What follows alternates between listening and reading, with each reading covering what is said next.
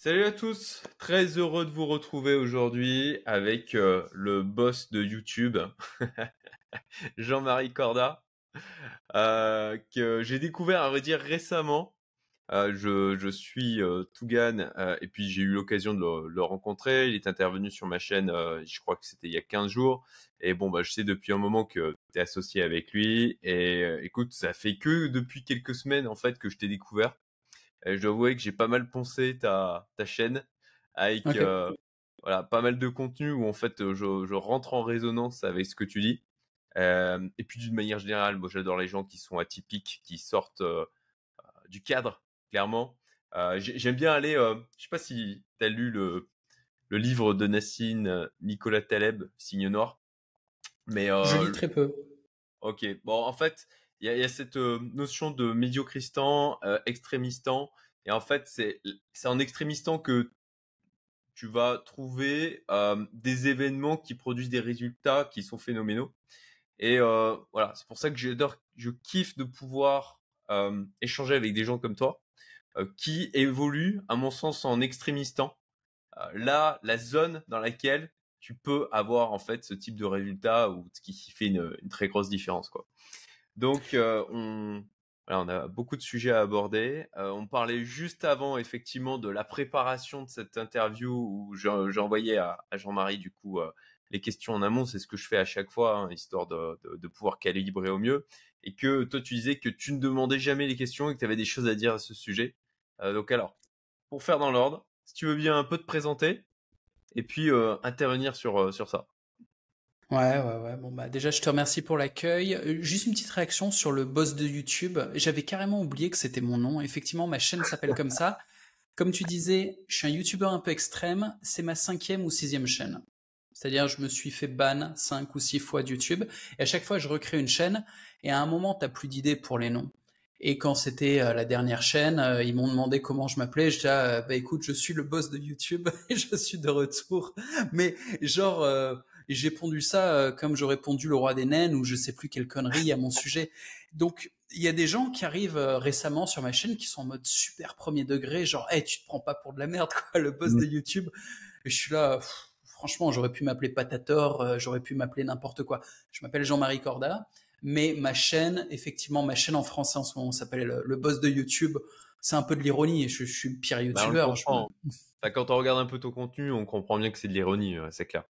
Merci. Bon, et sinon, c'est vrai que je demande jamais les questions à l'avance. Et des fois, on me demande, est-ce que tu veux que je te les envoie? Comme si c'était une condition pour que je dise oui pour l'interview. Parce que j'imagine qu'il y a des mecs qui se font interviewer et qui disent, envoie-moi les questions, je vérifie à l'avance. Et je me dis, mais pourquoi? Tu vois, si jamais tu me poses une question qui me va pas, je te réponds, non. C'est un sujet sur lequel j'ai pas envie de m'exprimer publiquement. Je ne répondrai pas. Je veux dire, tu vas me forcer physiquement? Tu vas me mettre des coups de poing dans la gueule? Je crois pas. Tu vas être cordial. De toute façon, tu peux faire quoi derrière ton écran? Donc, quelque part, à moins que tu me mettes la pression mentalement, tu vas pas me forcer à dire des trucs que j'ai pas envie de dire. Je suis un adulte responsable. Je peux choisir ce que je dis ou ce que je dis pas. Il se trouve que tu m'as spontanément envoyé tes questions. Ça a eu un effet positif. Pourquoi? Parce que elles étaient intéressantes. J'étais stimulé et du coup, j'arrive à l'interview en ayant complètement oublié parce que j'ai autre chose à foutre que de me rappeler, mais je me souviens que c'était des bonnes questions et du coup j'ai un feeling enthousiaste, tu vois, du genre j'ai hâte que tu me poses les questions, ce qui est pas mal. Et ça aurait eu l'effet inverse si tu m'avais envoyé des questions de demeuré. Alors j'avais déjà vu une de tes vidéos, je sais que t'es pas un demeuré, mais un type que je connais pas qui m'envoie des questions pourries, bah, je me serais dit, ah ouais, non, mais laisse tomber, je vais annuler, il est trop con, ça sert à rien de lui parler. Toi, non, j'ai été motivé pour venir et quand j'ai vu les questions, je me suis dit, ah, c'est cool, c'est intéressant. Donc, allons-y. Ok, bah écoute, je te remercie. Moi, je vois l'intérêt là-dedans, c'est aussi de pouvoir. J'aime que ce soit enrichissant. Je suis un obsédé des synergies. Et j'aime que ce soit enrichissant pour tout le monde, pour la personne aussi qui intervient. Et l'objectif, moi, dans ce sens-là, c'est de pouvoir dire, ok, si tu as envie d'aborder des sujets en fait en particulier ou des choses sur lesquelles tu as une plus-value spécifique, sur laquelle je sais pas, tu kiffes, c'est ton truc du moment. Bon, bah c'est l'occasion en fait de pouvoir la rajouter dans le déroulé, quoi. Ok. Donc on va attaquer. Bah écoutez, les sujets qu'on a prévu d'aborder, business, bien évidemment, sujet MVG, Minimum Viable Guru qu'on a déjà abordé avec Tougan. Sujet chaud pour vous du moment est extrêmement intéressant. Moi, je suis dans votre groupe et je trouve que ce que vous faites est vraiment très chouette. Beaucoup de valeur, gratuitement en plus, franchement. Et puis, choix de vie, expatriation. Là, clairement, tu es pas du tout dans, on va dire, la vie classique. Tu as fait tes choix en conscience de dire, bah, moi, j'ai envie de vivre. En tout cas, je fais une extrapolation, mais c'est comme ça que je le conçois, quoi. C'est que t'as dit, ok, moi, c'est ma vie, je la vis comme ça et j'en ai rien à foutre de ce que les autres pourront dire. C'est en dehors du cadre et j'assume le truc, c'est moi. J'ai beaucoup de respect pour ça, d'une manière générale. Donc, on va pouvoir parler aussi de ces sujets. Je suis dans le groupe MVG. En fait, pour utiliser davantage Bonsaï, vous trouverez le lien d'ailleurs en description vers mon Bonsaï. Je vous invite à sub sur celui-ci et à vous inscrire sur la plateforme. Je vais te couper juste avant, je veux introduire les termes. Parce qu'il y a des gens chez toi qui savent pas ce que c'est MVG, qui savent pas ce que c'est Bonsaï. Je vais juste poser le terme MVG à ma façon. Et après, on va parler des détails dont tu parles, parce que sinon, les gens, ils vont l'écouter en se disant, mais de quoi il parle, je m'en bats les couilles. Donc, les mecs, MVG, c'est quoi? C'est un concept qui peut concerner tous les petits créateurs, tous les gens qui se lancent, que ça soit pour se lancer sur un business ou que ça soit pour se lancer sur une présence online. Avec du recul, Tougan et moi, on réalise que ça fait 10 ans que tous les petits créateurs suivent des stratégies délirantes. En gros, t'en as deux. Soit ils suivent la stratégie des gros influenceurs, des influenceurs mainstream, parce que forcément, on observe les mecs qui ont le mieux réussi, on essaye de faire pareil. Intuitivement, c'est pas con. Ouais, mais concrètement, ça marche pas. Parce que les influenceurs mainstream, ils font de la YouTube Money, ils ont des sponsors, alors que quelqu'un qui se lance, il n'a pas de sponsor, évidemment. Il va pas vendre des produits de mass market non plus. De toute façon, avec des sponsors, ça ferait pas sens parce que souvent, il a une audience très spécifique. Donc, les produits de mass market, genre du Fanta, ça n'ira pas. Je veux dire, pour toi, ça n'irait pas, par exemple. Et pour la plupart des petits créateurs, ça n'irait pas de vendre du Fanta. Et la YouTube Money, ça suffit pas non plus si tu fais pas des millions de vues. Donc, la stratégie qui est copiée des gros influenceurs mainstream, ça va pas. Les mecs qui tentent de faire ça s'essoufflent en cours de route. Et ils comprennent pas que c'est pas une histoire de contenu, mais c'est une histoire de réseau. Je veux dire, pour devenir vraiment en trend, 90% du temps, c'est quand tu es dans les bonnes agences et que tu fréquentes les bons influenceurs. C'est vraiment un petit milieu, c'est un réseau. Les mecs travaillent en équipe. Bon, c'est soit ça, soit des types indépendants qui décident comme toi, comme moi, comme ceux qui réussissent quand même à faire du fric en ayant assez peu d'audience et en étant spécialisés, c'est d'avoir des stratégies de conversion de trafic cold. En fait, on utilise des stratégies de marketing classiques, des pages de vente, des séquences d'emails, et toutes ces stratégies font beaucoup de sens sur un trafic froid. Par exemple, si on faisait de la pub, mais on n'est pas dans ce cas de figure. En fait, on est des petits créateurs, on est des petits entrepreneurs online, et les gens qui finissent par nous trouver sont des gens qui font un choix. Ils se sont pas contentés de ce qu'on leur propose. Tu sais, les mecs qui passent 2 heures par semaine sur Internet, ils vont cliquer sur une pub, ils vont voir ce qui est recommandé par YouTube en trends. Donc, c'est comme les mecs qui passent dans un supermarché, ils prennent ce qui est en tête de rayon, tu vois, ils ont pas le temps. Ils vont pas chercher le petit producteur avec des fruits et légumes, je sais pas quoi. Donc c'est pas des mecs qui passent du temps, tu vois. Et ces types-là, pour les choper, il faut être agressif. Et c'est ce qu'on faisait avec du marketing de type page de vente, copywriting, séquence d'emails, on bourrine, parce que les mecs vont se barrer, il faut vite les convertir. Et on a fait un peu la même chose sur du trafic organique qui n'avait pas mérité ça. En fait, des gens qui nous ont trouvés, qui nous font confiance, qui reviennent sur notre contenu, des gens à qui on peut juste expliquer ce qu'on fait, bâtir de la relation, et toute forme de manipulation, déjà ils le crament parce qu'ils passent beaucoup de temps sur Internet, et en plus c'est pas utile.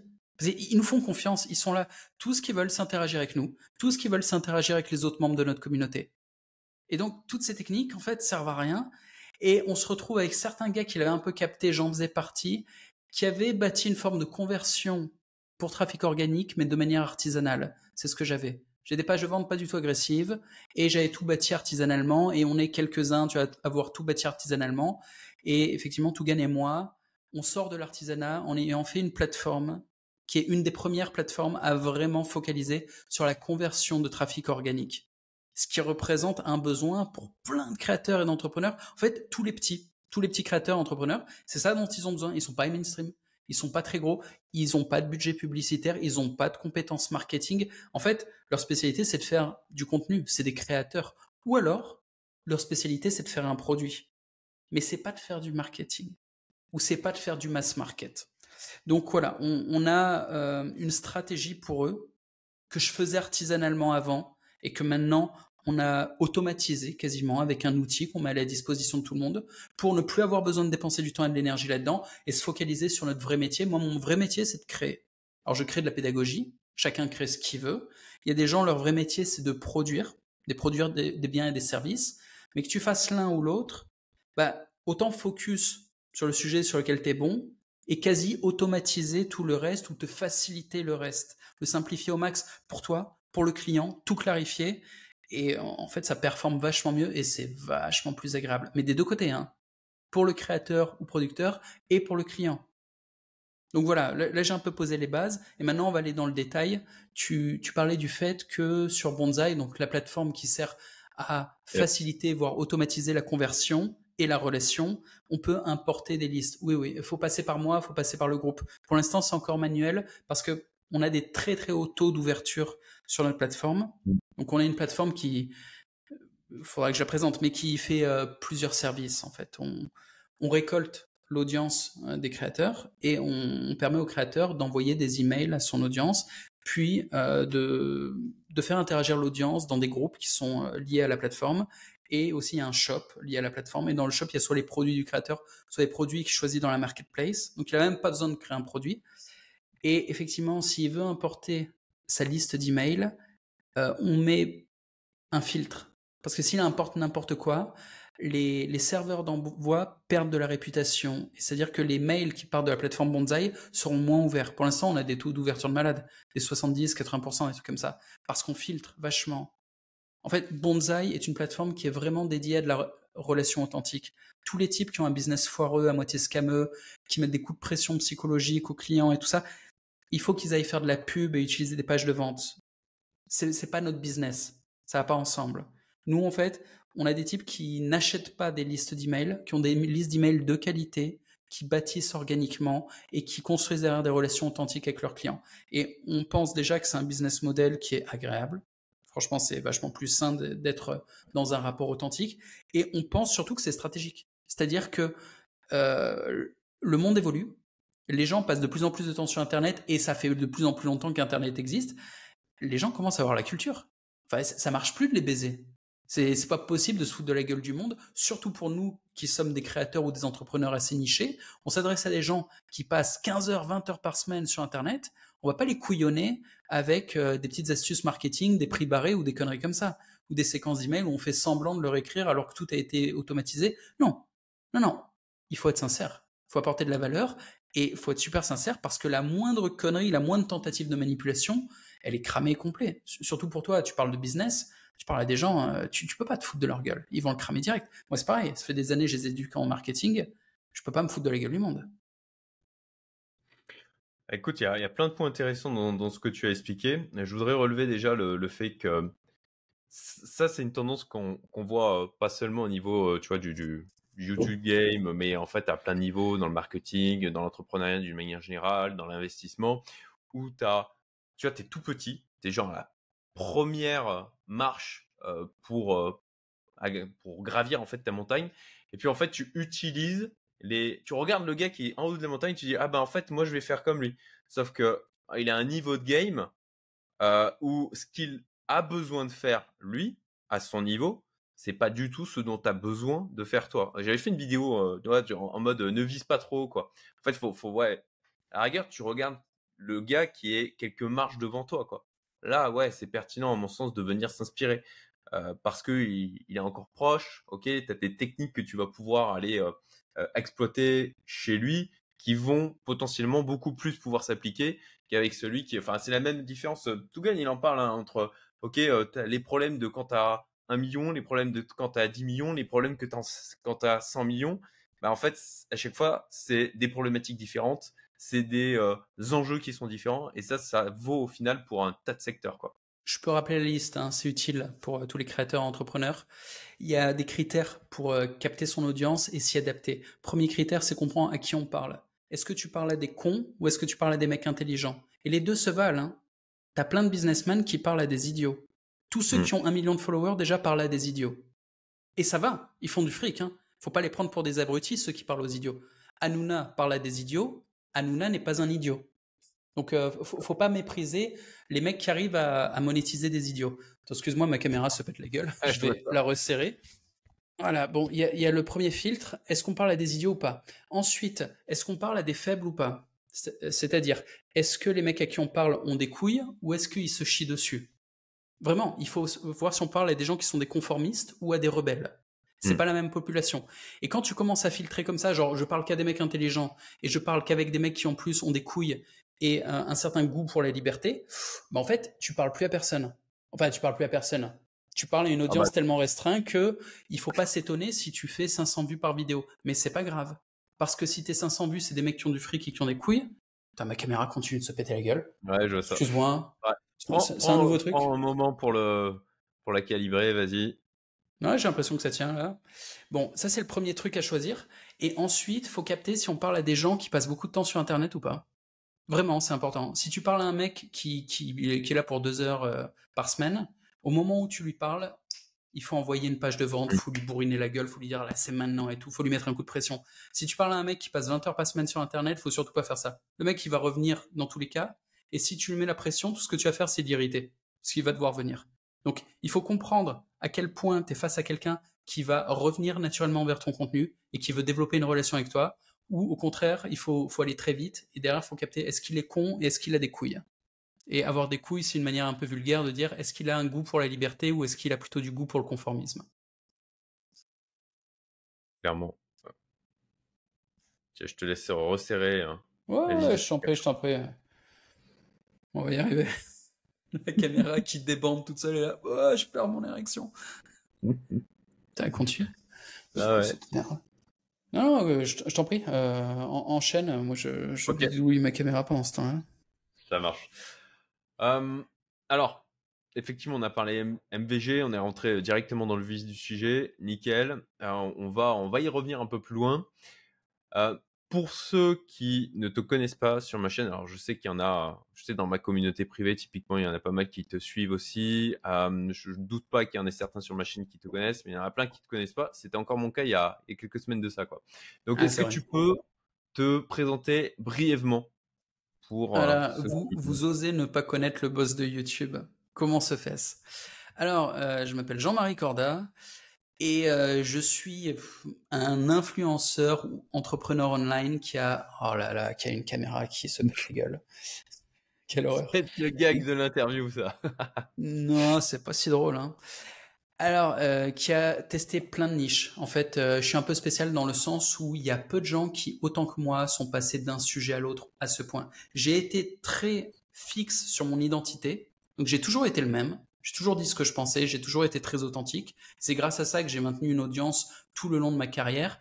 Mais j'ai fait artiste de rue. Alors là, c'était pas sur Internet, mais c'est un peu influenceur, tu vois, dans la vraie vie. Artiste de rue, tu collectes des gens, tu leur fais un petit spectacle à la place de leur faire une vidéo, puis après tu passes le chapeau.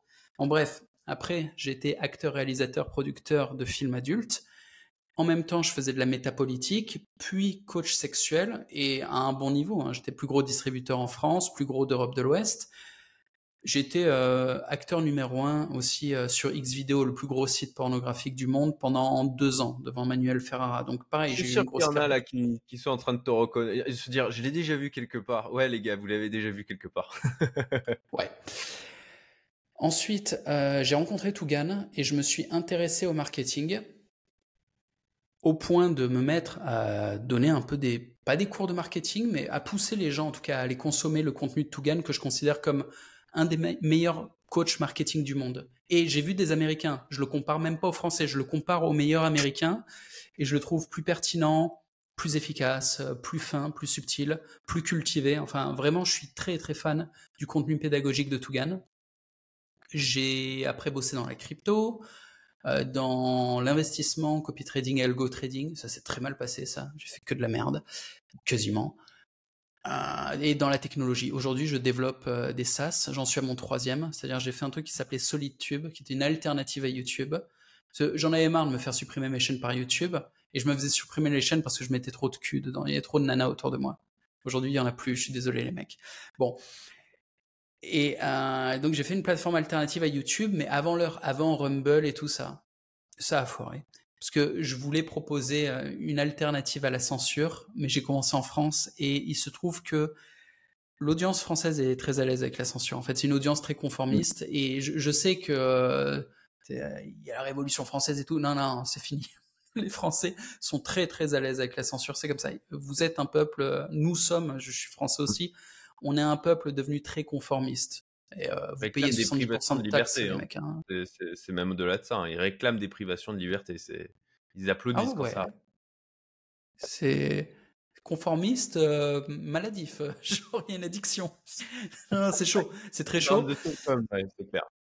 Et bon, aujourd'hui, je suis spécialisé dans la création de SaaS, donc des solutions technologiques, et en l'occurrence, la solution que je développe avec Tugan, qui est devenu mon associé. Donc c'est un peu une dream story, tu vois. C'était mon coach en marketing et aujourd'hui, c'est mon associé en business, Tugan. Et j'ai travaillé très dur pour atteindre ce niveau parce que je n'étais pas au niveau. Je veux dire, en business, il était plusieurs niveaux au-dessus de moi et j'ai dû faire beaucoup de choses qui me faisaient peur. C'était difficile. C'est pas juste une charge mentale d'apprendre des choses, tu vois, mais il fallait de l'action. Il fallait un niveau d'agressivité, il fallait tenter des trucs très risqués. Et ça m'a fait peur, en fait. Tout ce que m'a suggéré Tugan, tout ce que j'ai fait, m'a terrorisé. Et j'ai pu évoluer parce que je suis sorti de ma zone de confort un nombre incalculable de fois. En gros, je l'appelais pour lui dire ce que je voulais faire, ma stratégie. Il me rionnait, il me traitait d'abruti et il me disait fais ça. Genre, si t'as des couilles, tu fais ça. Et j'étais ah putain. Et puis derrière, je faisais. Et ça marchait en fait. Ça marchait. Ça faisait très peur, mais ça marchait. Donc, Tugan, c'est sérieux ce qu'il propose. Ça fonctionne. Et finalement, c'est moi qui finis par amener mon style, parce que je suis un spécialiste de conversion du trafic organique. C'est-à-dire faire de la relation authentique et sans trop forcer, proposer de manière très claire ce que j'ai à proposer, sans promettre de l'espoir, sans promettre des conneries. Je dis ce que j'ai à vendre, tu vois, tout simplement. Et je dis aux gens, achetez-le. Mais je dis pas vous allez rouler en lambeaux, vous allez faire ci, vous allez faire ça, vous allez tomber les femmes. Je suis pas un vendeur de rêve. Je dis les choses telles quelles. Et aujourd'hui, on a une plateforme qui fait exactement ça. Aujourd'hui aussi, on arrive dans une époque où ça fonctionne. Il y a 10 ans, c'était pas la bonne stratégie. On faisait plus de thunes en vendant de l'espoir. Aujourd'hui, en vendant de l'espoir, on se prend des insultes. Donc en fait, on arrive un peu à mon époque. Et Tugan, il le valide et il m'a accompagné dans la création de Bonsaï. On le fait ensemble. Et on vous met le lien en description. C'est une plateforme gratuite. Pour ceux qui ont leurs habitudes, ça ressemble un peu à Patreon, mais Patreon a été créé il y a 10 ans, du coup, ça a 10 ans de retard. Il y a plein de trucs qui vont pas, c'est pas ergonomique, il manque des features. Les features, c'est des fonctionnalités. Donc là, c'est la version actuelle, la version 2024. C'est joli, c'est facile à utiliser, c'est optimisé. Enfin, vous allez voir, c'est un plaisir à utiliser, c'est un bonbon. Donc voilà un peu pour ma présentation. Je suis un mec qui a fait beaucoup d'expérience et qui est curieux intellectuellement, qui va tout le temps conquérir des nouveaux domaines ou des nouveaux marchés. Merci pour cette présentation. Et on a évoqué effectivement ton parcours avant de te lancer dans l'entrepreneuriat. Au niveau business aujourd'hui que tu possèdes, il me semble que tu avais alors le nom m'échappe, je suis désolé, TBL peut-être. Tu avais une communauté privée Une jusqu'à secte. il y a... Oui, c'est vrai que tu as été... c'est la Mivilude, c'est Putain, j'ai oublié d'en l'organisme... parler. J'ai été élu le gourou le plus dangereux de l'année par la Mivilude, qui est un organisme de mise en garde contre les dérives sectaires. Et c'était l'an dernier ou il y a 2 ans, je sais plus. Ça m'a valu pas mal d'interviews sur des journaux nationaux. Et c'était drôle parce que je méprise les journalistes. Donc j'en ai insulté quelques-uns pendant des interviews qu'ils ont jamais publiées. Mais moi, je me contrefilmais, donc je pouvais publier les interviews dans lesquelles ils me faisaient des interrogatoires, les mecs. Putain, ils se prennent vraiment pour des capots. C'est genre, ils ont une autorité divine et ils se permettent d'arriver, genre, vous étiez où à telle heure, vous avez fait quoi? Je les emmerde. J'ai aucun respect pour les journalistes. Je les méprise plus encore que les fonctionnaires de l'éducation nationale. Parce qu'au moins les profs, ils peuvent se faire couper la tête et encaisser le résultat de leurs conneries. Cool, c'est bien, ça me fait marrer. Mais les journalistes, eux, ils sont toujours dans des studios, dans des tours dorées, tu vois. Ils créent de la merde, mais il y a un ascenseur et 20 étages entre la merde du rez-de-chaussée et là où ils se trouvent. Et ça m'emmerde. Et généralement, les journalistes de terrain, c'est pas ceux qui créent le plus de merde d'ailleurs. Enfin bref. Donc oui, j'ai créé une secte qui s'appelait DBL. C'était une communauté payante dans laquelle le but était de se former au business. Donc j'encourageais les gars à se former avec Tougan. Et moi, je les invitais à s'expatrier en Europe de l'Est où on se fait moins couper la tête, notamment. Il y a moins de taxes, il y a des jolies filles. Et en fait, t'es serein d'un coup. Tu t'es là, j'ai accès à mes ressources mentales, je peux travailler. Et moi, ça fait plus de 10 ans que je suis expatrié. Donc c'était pas une nouveauté, hein. Et je disais au type, voilà, c'est franchement mieux en Europe de l'Est. C'est un environnement favorable. Je vous invite à venir là pour bosser plutôt qu'à financer un système qui vous tue. C'est juste stratégique. Tu vois, quand tu restes en France, tu payes des impôts, donc tu soutiens la République française. C'est pas spécialement ma position. Hein, j'ai arrêté de jouer aux rebelles, hein, je suis plus adolescent, je m'en fous, je comprends bien, les systèmes sont des mafias prédatrices, c'est le game, c'est partout, hein, c'est pas pire ailleurs, il y a juste des cycles, et il y a des moments de l'histoire où tel gouvernement est pire qu'un autre, mais t'inquiète, tu sais, des fois ils se rattrapent, ils se redépassent, c'est tous des enculés. Voilà, j'ai voyagé, hein, plus de 15 ans dans ma vie, j'ai fait le tour du monde plein de fois, c'est tous des enculés. Mais la constante, c'est moins il y a de gouvernement, mieux c'est. Tout simplement. Donc je vais dans les pays où le gouvernement il a pas trop d'impact sur la population, ou alors il s'occupe de l'armée, il s'occupe des trucs normaux, des trucs que tu dis ouais ça il faut. Genre en Russie. Tu vois, moi j'étais en Russie pendant 11 ans, je payais mes taxes, parce que j'ai vu le défilé militaire russe, j'ai été convaincu, je me suis ah putain, il y a des missiles de 40 mètres de long là, qui sont sur des remorques, ça a de la gueule, je veux financer ce truc-là. Ce que j'ai fait. Et c'est pour dire quoi, oui. Donc j'avais une secte qui poussait les gens à aller vivre en Europe de l'Est. Ils venaient quand même pas jusqu'en Russie. La plupart de mes gars, mais ils allaient en Bulgarie, Estonie, tout ça. Ils y sont restés d'ailleurs. Hein. Ça leur a bien plu. Ça fait partie j'oublie de ce que j'ai fait, mais j'ai fait pas mal de trucs. C'est-à-dire, je fais pas que des expériences business, je fais des expériences de vie en général. Donc voilà, il y a eu ça. Pour quelle raison t'as arrêté? C'est envie de passer à autre chose? T'avais besoin de te concentrer sur d'autres trucs? Une humeur. Ok. Une humeur. C'est-à-dire, j'ai réalisé à un moment que j'avais pas assez filtré et il y avait trop de gens de mauvaise qualité dans mon groupe. On était 2000, tu vois, et l'abonnement, il valait 20 balles par mois. À un moment, j'étais pris dans un scandale crypto et pour une fois, j'avais pas fait de la merde. Alors, je suis pas en train de dire que je suis un saint ou que j'ai jamais déconné ou que j'ai jamais fait d'erreur. Non, mais pour une fois, j'avais rien à voir avec l'histoire. Et il y a une partie de mon audience qui était en panique et qui voulait faire effacer leur message du forum qu'il y avait autour de la secte, alors que c'est des messages où ils étaient sous avatar et généralement ils parlaient de femmes, enfin tu vois, c'est des conversations très légères. Et ils appelaient mon directeur des ressources humaines, qui faisait un peu au rôle d'admin général, en disant s'il te plaît, efface nos commentaires, on a peur que la police débarque chez nous, ce genre de truc, tu vois. Alors que même moi, j'étais pas inquiété. C'était des rumeurs sur des scandales à la con, c'était des trucs d'internet, et puis il y avait rien, tu vois, j'étais vraiment, j'étais pas connecté à l'histoire.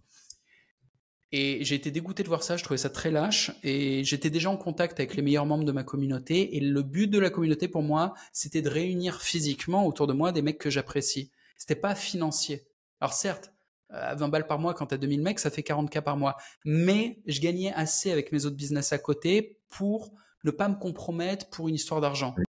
Et j'ai dit au mec, j'arrête. En fait, il y a trop de gars parmi vous qui sont crades. Je vais pas tenter de faire du nettoyage, de faire une purge au sein de la communauté. Je vais l'arrêter tout simplement. Et en même temps, je commençais à vivre le communautarisme réel, physiquement, avec des mecs autour de moi. Et je réalisais que c'est un truc qui devait se faire IRL. Et vu que j'étais trop distant des gars, ça allait pas.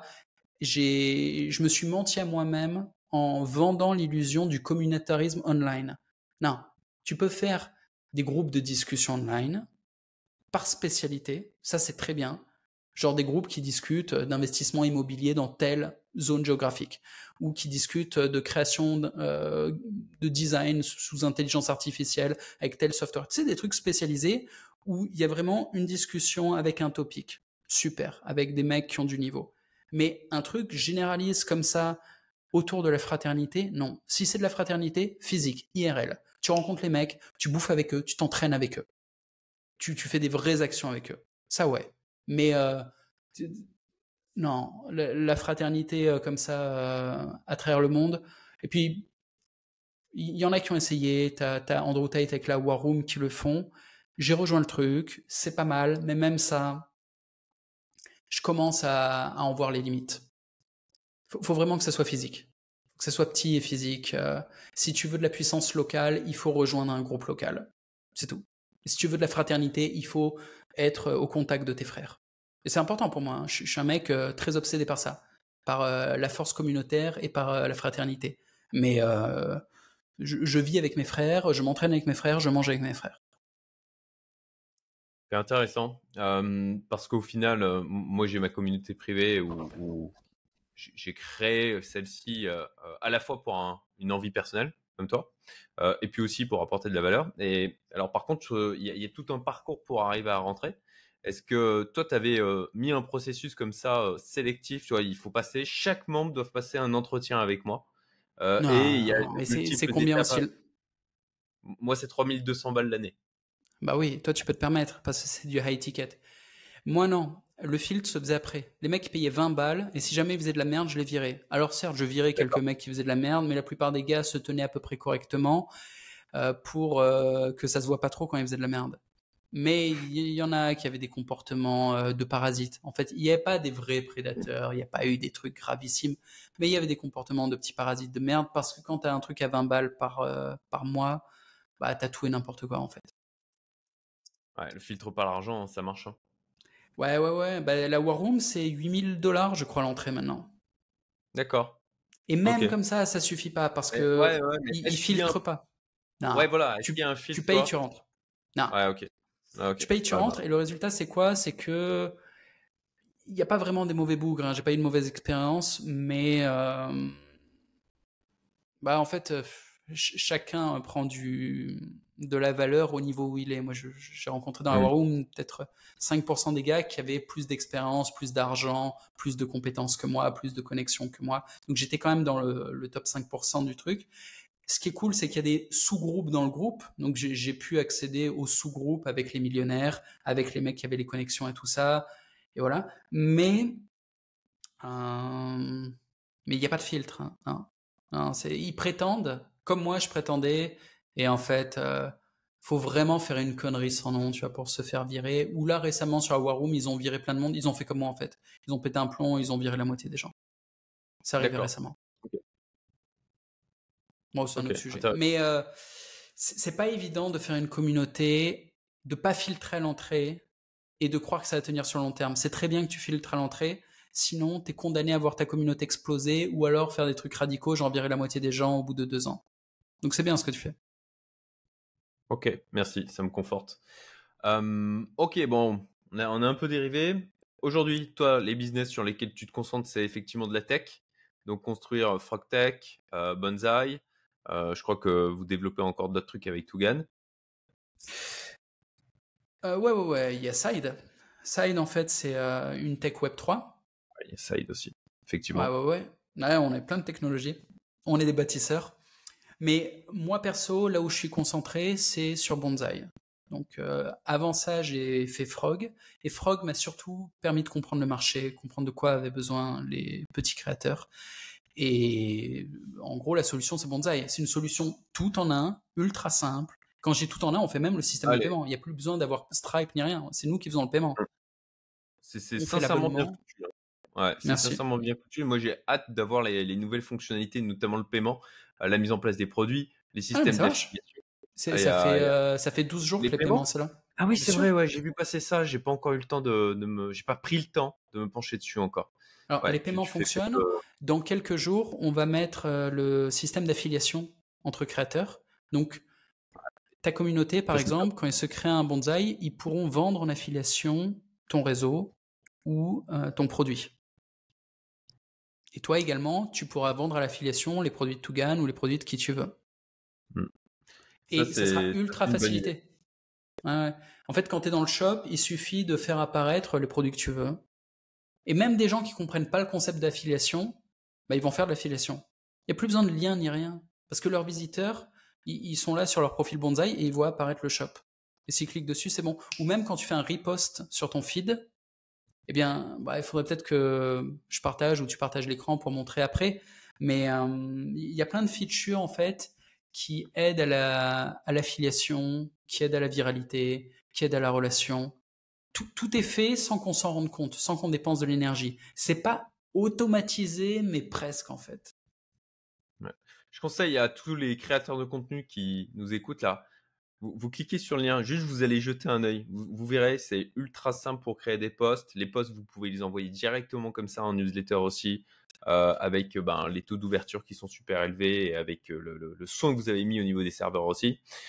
Vous pouvez partager, vous pouvez dire, ok, seuls ceux qui ont sub à mon compte peuvent consulter le truc. Vous pouvez mettre en place des paiements en ligne. Il y a tout le système d'affiliation qui arrive. Non, franchement, je trouve que c'est du beau boulot. Voilà. Et tu t'appelles comment sur Bonsaï que je te trouve? Youmento. Alors, je suis en train d'aller voir. Youmento, est-ce que je suis déjà sur toi ou pas? Nanana. Pas sûr. Ah, je te suis pas encore. Tu peux m'envoyer ton lien là sur Telegram? Je vais te faire un petit feedback, te dire si tu as bien fait ton bonsaï ou pas. Certainement, le test. certainement pas assez bien. L'étude de cas. Mais c'est très bien, comme ça au moins tu vas me dire ce qu'il faut que j'améliore. Ouais. Alors, je vais faire un partage d'écran, tu vas me dire si ça marche. Share screen. Normalement, là, tu vas voir mon écran. Tu confirmes? C'est en train de charger. Yes, c'est bon. Alors, déjà, tu as mis... je présente. Il y a la couverture en haut. Voilà. Tu choisis ta couleur. Youmento, il y a ton logo. Très bien. Il y a ton nom, Youmento. Ta souveraineté personnelle tient 3 choses. Argent, réseau et volonté. OK. Et là, tu as mis 3 liens. Pour moi, déjà, c'est foireux. Alors, je vais cliquer sur les liens. Mais les liens, on ne sait pas ce que c'est. Généralement, ici, on met les réseaux sociaux. On ne met pas vraiment des liens. Alors, tu as mis les liens parce que tu as un site. Et en fait, ça va peut-être te paraître violent, mais tu n'as plus besoin d'un site. En fait, maintenant, tu as Bonsaï. Alors, bien sûr que ça a moins d'identité. Bien sûr que ça pue moins le pognon et tout. Et bien sûr que tu n'as pas toutes les infos là-dessus. Ouais, mais en fait, tu as 30 minutes avec Cédric, maintenant, ça sera dans ton shop. Tu vois, là, il n'y a pas encore ton shop. Il devrait y avoir About et Shop. Et 30 minutes avec Cédric, ça devrait être ici. Nos valeurs et tout ça, c'est dans About. Ça devrait être ici. Et email privé gratuit, Discord gratuit, tout ça. Ton Discord, normalement, il est ici, sur Chat Now. Mais là, je vois un logo Telegram. C'est pas Discord. Il y a Telegram. Ouais, c'est un Telegram que j'ai déployé derrière moi. Alors pourquoi tu mets Discord gratuit si tu es sur Telegram? Il y a Discord pour que les gens ils puissent discuter entre eux dans des channels, etc. Le Telegram, il est vraiment en mode, tu vois, daily, où je partage des trucs perso, etc. Ça n'a pas pour objectif. Mais c'est pas un chat alors, c'est un canal. Eh ben, tu as tort, ça marche pas comme ça. En gros, ton canal Telegram et ton site sont remplacés par Bonsaï. T'as plus besoin d'un canal. Ton canal aujourd'hui, c'est Bonsaï. Tu vois, là, dans ton feed, là, cool, tu as des jolis posts. Bon, en fait, maintenant, ce que tu publiais avant sur Telegram, si c'est des vrais posts, tu en fais des vrais posts ici, comme ce post, tu vois, que tu as fait, sur lequel il y a de la vidéo, il y a du texte, voilà. Bon, donc ton canal Telegram, tu l'oublies. Tu le remplaces par un Twitter. Avec Twitter, au moins, quand tu fais un petit post écrit, tu peux avoir du reach, tu peux avoir des nouveaux abonnés. Et ton Twitter, tu le mets ici. Ton site, franchement, tu le vires. Il ne sert plus à rien. Ton site, tu sais à qui s'adresse? Il s'adresse à des professionnels que tu veux closer et à qui tu veux montrer que tu as de l'autorité. Donc, si tu veux prouver ton autorité et que tu n'as pas encore assez de followers sur les réseaux, mais tu commences à en avoir, donc tu n'as même plus besoin. Bon, mais si à un moment ou un autre, tu dois vraiment utiliser ton site pour prouver ton autorité et que tu es en discussion avec un autre businessman, tu lui envoies ton site, mais tu lui envoies toi-même. Ou alors, tu mets le lien de ton site sur certains posts quand c'est justifié, c'est-à-dire ultra rarement. Donc déjà, ce site, il ne sert qu'à ça. C'est une carte de visite qui n'est pas ce que tu donnes en premier. C'est une carte de visite que tu donnes à un interlocuteur avec qui tu as déjà fait un premier contact et avec qui tu veux intensifier ton niveau d'autorité. Donc ça dégage. Il est vraiment utilisé comme ça actuellement. Mais pour tout le monde. Pour tout le monde. Et tout le monde utilise ce genre de truc en premier contact, alors que ça ne sert à rien. Ça n'amène pas une vraie conversion. C'est pas ce que les gens demandent. Ensuite, Umento Best, email privé gratuit. Donc là, on est sous une sous-catégorie du site. Je veux même pas en entendre parler. C'est ta newsletter, ça? Ouais, c'est ça. Bon, bah ça dégage, parce que ta newsletter, c'est... Tiens, je me sub. Ah bah je suis déjà sub. Bon, bah ta newsletter, c'est Bonsaï. Maintenant que je suis sub, dès que tu vas faire un post et l'envoyer par mail, je vais le recevoir. Donc ta newsletter, elle est ici. Ensuite, rejoindre Umento et changer de dimension. Ça, c'est quoi? C'est ta page de vente pour ton truc Ouais, c'est la VIP? page de vente. Ouais, Ouais, c'est bon, ça. bah, oublie la page de vente, t'en as plus besoin. Aujourd'hui, tu crées de la relation et ta relation, elle se fait sur Discord et pas sur Telegram. Tu vois, Chatnant, là, ça dégage. Et à la place du Chatnant, le logo Telegram, il va devenir un logo Discord.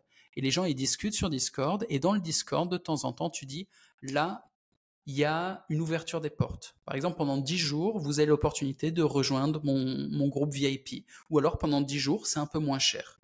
Ou alors, sinon, tu as juste un lien en pin sur la discussion générale du Discord ou du Telegram, c'est pareil. Et ton lien piné dit, cliquez ici si vous voulez rejoindre mon, mon groupe privé. Et ton groupe privé, pour le rejoindre, c'est dans le shop. Le shop, il devrait être là où il y a ma souris. Je vais aller, par exemple, sur mon profil à moi, que tu vois comment ça marche. Tu vois, par exemple, moi, j'ai pas mis About, parce qu'on s'en bat les couilles du About. Sans déconner, on s'en bat les. Les gens, ils savent qui t'es. T'es un mini créateur. Les gens qui t'ont trouvé savent qui t'es. T'as pas besoin de te présenter, ils voient qui t'es. Sans déconner. Et s'ils voient pas qui t'es, ils vont regarder plus de vidéos et voilà. Et tu vois, moi, quand on clique sur Chatnant, on va vraiment aller directement sur un groupe de discussion Telegram et pas un canal Telegram. Je vais te montrer. Mais en gros, ça, c'est un groupe de discussion Telegram. C'est les gens qui discutent. Tu vois, là, par exemple, c'est le 11 décembre. C'est toute la discussion qu'il y a eu le 11 décembre. Là, c'est le 10 décembre. Tu vois, c'est une grosse discussion. Il Et y a la un paquet discussion, d'échanges sur le canal MVG. Hein. Il y a un paquet d'échanges. Hein. ben oui. C'est riche. Et la discussion, c'est ça ta page de vente. Regarde, qu'est-ce qui a le plus d'autorité? Toi qui parles tout seul là pour dire au mec, fais-moi confiance, ou alors une chier de mecs, 1000 mecs qui discutent entre eux et qui ont des vraies discussions sérieuses et qui discutent de ton sujet. Bah là, en fait, t'as plus besoin de faire confiance aux créateurs. Tu fais confiance à tous ces gens et ces gens-là, ils ont aucune incentive à vendre mon truc, en fait. S'ils en parlent, c'est que ça les intéresse, c'est qu'ils prennent de la valeur.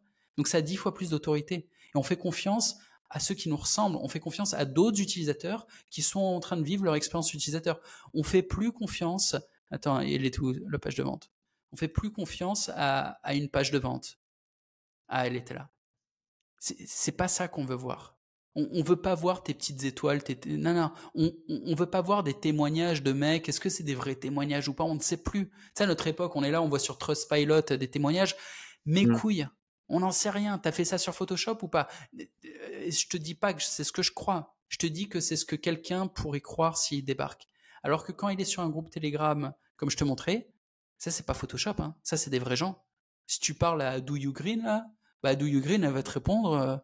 Enfin tu vois, pareil pour Retro Junk, pour Léandre, c'est des vrais gens. Et ça a 100 fois plus d'autorité. Donc ça là, page de vente, c'est fini. C'est mort. C'était la période 2013-2023. C'est très bien si tu fais de l'acquisition payante, que tu fais des pubs Facebook ou quoi, mais pour ta chaîne YouTube, c'est pas ça.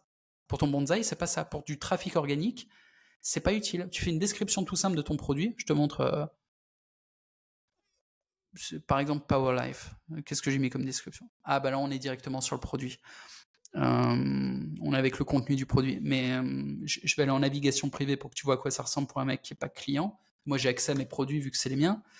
Donc, un type qui débarque sur mon shop, par exemple, il veut 30 minutes avec Corda. Il clique sur le produit. Tu vois, je vends pas le truc. Je suis là, offre-toi 30 minutes de bonheur avec GM Corda. Tu peux me parler de ta life ou ce que tu veux. Mais idéalement, je suis là pour optimiser tes résultats de MVG. Buy now. T'as vu, je me fais un petit coup de pub là sans te demander. Bon, mais voilà le coup de pub. Il y a 3 lignes. Parce qu'il n'y a pas besoin de plus. Mes gars, là, il y en a, ça fait 10 ans qu'ils me suivent.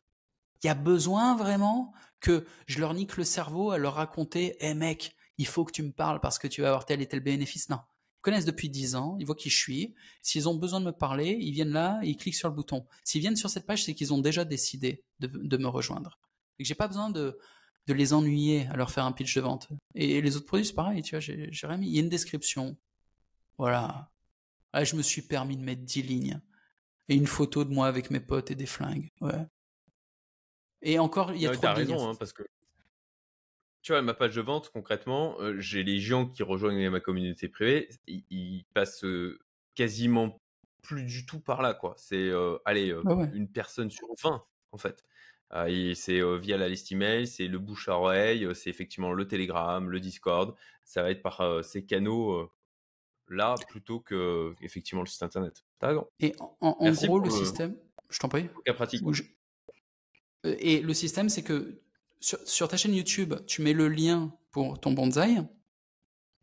Et ton premier post, le post épinglé, attends, je vais aller toujours en navigation privée, que tu vois à quoi ça ressemble pour un nouveau visiteur.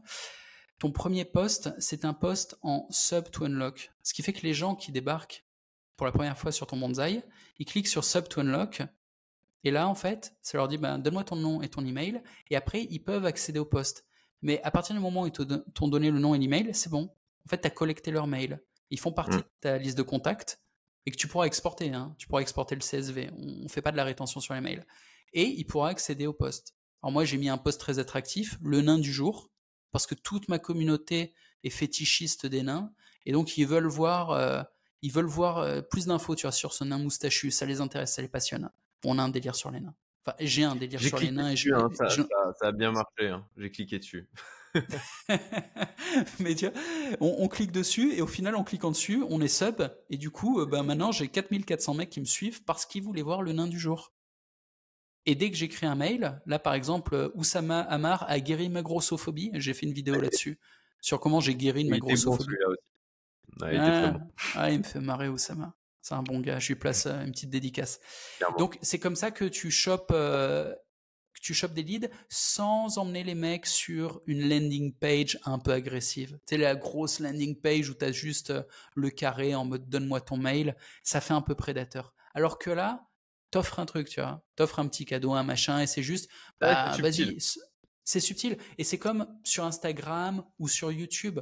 Imagine que sur YouTube, il y a une feature qui dise, pour regarder la vidéo, bah il faut que tu subs. Et d'ailleurs, honnêtement, ça serait une super feature sur YouTube qui disent bon bah là cette vidéo là si vous voulez la voir il faut me follow, c'est une vidéo uniquement pour mes followers, si vous n'êtes pas follower vous n'avez pas le droit de la voir, et bah tu gagnerais des followers en masse. Bah là c'est pareil, tu peux choisir de mettre des posts en sub to unlock, donc il faut obligatoirement être follower pour les voir. Moi j'ai mis tous mes posts comme ça, mais de temps en temps non, tu vois, c'est la offre d'emploi. Là c'est un truc, même si t'es pas mon sub tu pouvais le voir, et là tu vois le post avec l'offre d'emploi que j'ai fait. Donc c'est une offre d'emploi détaillée, et d'ailleurs j'ai trouvé un employé. Il fait mes montages maintenant. Ou là, rejoins le bonsaï MVG, je l'ai mis en libre. Et il y a certains posts qu'on met en privé pour qu'ils apparaissent dans des produits. Et quand ils apparaissent dans des produits, je montre un peu à quoi ça ressemble. Je vais essayer de trouver un post qui est dans un produit. Ouais, je sais pas le trouver comme ça parce que mon feed il est quand même très chargé, il y a beaucoup de choses.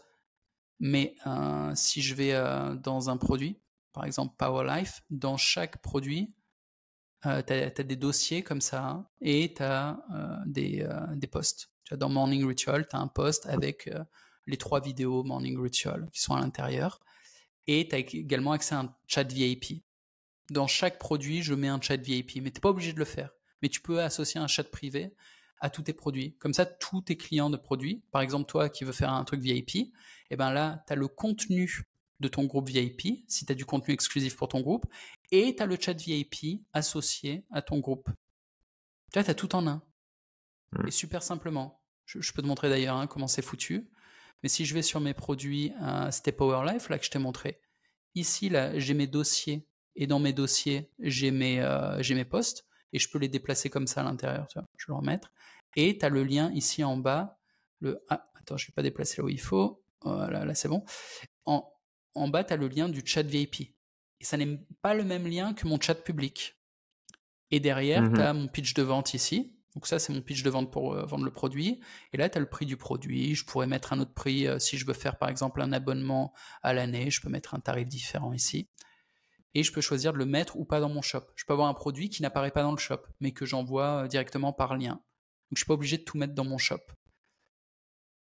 Et dans le contenu... D'ailleurs, J'en profite en termes de processeur de paiement. C'est une question qu'un des membres de ma commu a posé par rapport à toi et à tes business. En termes de processeur de paiement, là, j'imagine qu'en termes de résilience, vous en avez déployé de multiples. Ça marche comme ça. On a ce Comment qu'on vous appelle avez... un billing portal. Un billing portal, c'est un portail de paiement qu'on a développé nous-mêmes, qui se connecte à une Ok. dizaine de processeurs paiement sur lequel on a un mécanisme rotatif. Et la rotation se fait pas que aléatoirement. C'est-à-dire que suivant les typologies de paiement, on va passer sur des systèmes ou d'autres. Par exemple, si c'est un abonnement unique ou si c'est un abonnement récurrent, donc un abonnement. Également, on va mettre en place des systèmes de trial. Imagine que ta communauté, tu fasses un truc du genre, tu fais un premier paiement de, genre c'est un 100 euros, et si ça te plaît, au bout de 15 jours, le mec, il est débité de 3200 euros. Bon, c'est un peu extrême comme exemple, c'est peut-être pas très bon. Parce que pour un high ticket comme ça marche pas comme ça. Mais disons plutôt, si tu avais On prend le principe. un abonnement à 50 balles, tu dis le premier mois, c'est 5 euros. Tu testes, 5 balles. Et tu peux annuler l'abonnement, et les annulements se font très facilement, hein. Je peux te montrer. Et au bout d'un mois, tu passes à 30 ou à 50. Et là, on a des processeurs de paiement spécialisés là-dessus qui sont meilleurs, qui performent mieux. Donc, suivant le type de paiement, on a différents processeurs. Mais le client final n'y voit rien. Tout ce qu'il voit, le client, c'est quand il paye. Tu vois, en gros, on a sorti le Ok. système de paiement il y a une semaine, et il nous reste à mettre en place le payout, les annulations de paiement. Enfin, il y a des petits détails à mettre en place. De toute façon, la plateforme, elle est en bêta, quoi, de manière générale. D'ailleurs, tout le contenu là, que vous produisez au niveau du groupe Telegram et MVG, parce qu'il y a des lives aussi, Ouais. il y a ce que vous mettez en ligne sur Banzai. Alors, vous le faites gratos, actuellement, en tout cas. Mhm. Et enfin, clairement, je le dis là aux auditeurs, ça pourrait être payant, mais Ah largement, bah, quoi. Donc, le plan au début, tous les c'était créateurs de de... contenu qui nous écoutent, et je sais qu'il y en a dans ma communauté sur ma chaîne YouTube qui suivent, quoi, je vous invite à aller suivre le contenu. Pour ma part, j'apprends des trucs, quoi, clairement. Ah bah, c'est un contenu qu'on voulait vendre à 1000 euros au début. C'était un high ticket à 1000 Mm. balles. Parce qu'il y a du contenu de super qualité, plus des lives privés, plus un accompagnement dans le groupe. Enfin, c'est un produit super sérieux et qui est qualitatif par des mecs qui font ça depuis 10 ans. Mais on s'est dit, à un moment, il faut choisir son combat. C'est-à-dire, on est des vendeurs de formation ou on développe des plateformes. Tu sais ce que je veux dire? On va pas courir après, on aurait fait quoi? On aurait fait 250 000 balles en vendant la formation. C'est cool. Mais déjà, c'est une perte de focus. Moi, j'ai vendu des formations pendant 7-8 ans. Tougan, pareil. On n'a plus tellement la flamme de les vendre, les formations. On aime la pédagogie, mais on veut l'offrir. Franchement, on veut l'offrir. Et les mecs qui nous inspirent, des mecs comme Alex Baker ou des types qui ont fait des plateformes, qui ont fait des gros trucs, qui ont levé des centaines de millions, ils développent leur plateforme. Quand ils ont de la pédagogie à faire, ils l'offrent. Ils vont pas gratter, ils vont pas faire. À un moment, tu choisis ton game. T'es vendeur de formation ou tu développes des plateformes. Elon Musk, demain, il va pas vendre des formations. S'il a quelque chose à enseigner aux gens, il va l'enseigner, il va l'offrir. Et ça fait trop longtemps que je suis là, et ça fait trop longtemps que j'ai fait ça. J'ai beaucoup fait de pédagogie, j'ai beaucoup monétisé la pédagogie. Aujourd'hui, c'est plus ce que je veux faire. Je sais toujours le faire, j'aime toujours le faire. Mais je fais de la pédagogie au service de l'utilisation des outils que je propose. Ce qui est intéressant, c'est effectivement le choix de passer à un niveau de game supérieur sur la partie SaaS avec un niveau de scalabilité supérieur au business formation en ligne, quoi. Ouais, ouais, ouais. Et puis, tu sais, ça rapporte toujours. Parce que quand tu offres de la valeur, les gens, ils te le rendent. Donc, même si tu offres le produit gratuitement, bah, derrière, quand ça marche, et quand la formation est bonne, quand les mecs, ils arrivent à bosser, à faire ce qu'ils aiment dans la vie, à générer des revenus, ils reviennent avec de la gratitude quand même. Bah, c'est le principe de réciprocité, même la dette que ça crée, comme le vendeur tu vas acheter ta bagnole et qui t'offre le café, c'est pas juste pour le plaisir de t'offrir le café, quoi. C'est que ça Ouais, crée une dette mais asymétrique. alors, Mais même sans calcul comme ça, hmm. je l'entends, hein. Il y a pas un truc de dire ah, on va manipuler, etc. Non, non, Bon, non, après c'est un principe humain de base, quoi. et c'est un principe de base qui marche sur des petites conneries comme le café, mais ça marche d'autant mieux quand c'est plus qu'un café. Là, c'est plus qu'un café, tu vois. Honnêtement, on est Largement. vraiment impliqué à fond. C'est largement plus qu'un café. et on reçoit des vrais trucs. C'est-à-dire qu'on a des gens autour qui soutiennent, qui envoient de l'énergie, qui parlent de la plateforme. La plateforme, il y a 3 semaines, on a déjà 1000 créateurs dessus et 35 000 users. Alors qu'on n'a pas dépensé 1 centime en advertisement. Normalement, imagine ce que ça nous aurait coûté, tu vois, d'avoir 1000 créateurs. Et en ce moment, d'ailleurs, les gens, ils me demandent, tu gagnes combien sur YouTube? Mais plus rien. Plus rien. Mais j'ai gagné 1000 créateurs sur ma plateforme en 3 semaines. Ça vaut combien? Enfin, il faut parler à des gens qui lancent des SaaS, leur demander 1000 créateurs, là, combien tu paierais pour avoir 1000 créateurs sur ta plateforme? Je sais pas, 1 million? Non, mais je rigole pas. Une plateforme avec 1000 créateurs, tu peux peut-être la revendre à un M. Et on l'a eu comme ça. Ouais, t'as créé du capital, en fait, de la valeur au niveau de la valorisation de ta boîte, quoi. Ouais, et c'est rien, c'est juste une amorce. Mais cette amorce est complètement nécessaire pour lancer quelque chose. Sans l'amorce, tu vas nulle part. T'as beau faire la meilleure plateforme du monde, si t'as pas déjà les 1000 créateurs, les premiers, les loyaux, tu vois, les fidèles, les guerriers qui sont là pour l'utiliser, alors que c'est risqué. C'est-à-dire que c'est beaucoup d'investissement d'utiliser une plateforme. Bon, là, en l'occurrence, ça vient compléter ce qu'ils font déjà. Donc, on met pas nos créateurs en position de risque. Au contraire, on vient simplifier. Tu vois, on dit oubliez tout ce que vous avez, arrêtez, focalisez sur votre métier. C'est smooth. Ça se fait bien, hein, l'intégration. Je veux dire, la plateforme est bien pensée, c'est simple à utiliser. Ok, puis on sent, je sais plus pourquoi c'était. Ah ouais, c'est ça. C'est pour quand à un moment donné, ok, j'ai posté le post, et puis juste en dessous il y a le bouton pour l'envoyer par email. Et puis tu sais, au début j'ai cru que je l'avais pas posté, j'ai cliqué du coup en mode automatique, j'envoie par email. Et là je me dis, oh putain merde, non je voulais pas envoyer. Et t'as un bouton en fait direct pour annuler. Et tu sens que ça a été pensé effectivement en disant, enfin il y a une vraie réflexion ergonomique, UX, et c'est appréciable. Et ça vient d'un gars qui a passé 14 ans à faire des sites web, hein. Je vous le dis, le gars. Voilà, juste en passant. Bah, merci. Et grosso merdo, c'est moi. Et derrière, t'as Tougan qui est complètement intolérant sur tout ce qui est con, qui repasse derrière et quand il voit des trucs cons, il les détruit. Donc de base, je suis bon en ergonomie parce que pareil, je déteste les trucs qui sont débiles pour rien. Et il reste plein de trucs. La plateforme n'est pas encore optimisée en UI UX, donc elle n'est pas encore ergonome. Vraiment. Pour l'instant, j'ai mis que les features. On n'a même pas de charte graphique. La charte graphique, la noire, avec des couleurs. C'est pas une charte graphique, c'est un truc minimal qu'on a mis en attendant. T'as vu notre homepage? On n'a pas encore de homepage. Là, la plateforme, c'est un test. Elle n'est pas sortie. Elle sera prête officiellement le 15 janvier. À partir du 15 janvier, on va mettre des efforts dans la distribution. Pour l'instant, on n'a pas fait de distribution, quoi. Il y a la moitié des features qui étaient prêtes. On a déjà 1000 gars qui sont venus. Et ça se passe déjà bien. Tu vois, c'est cool.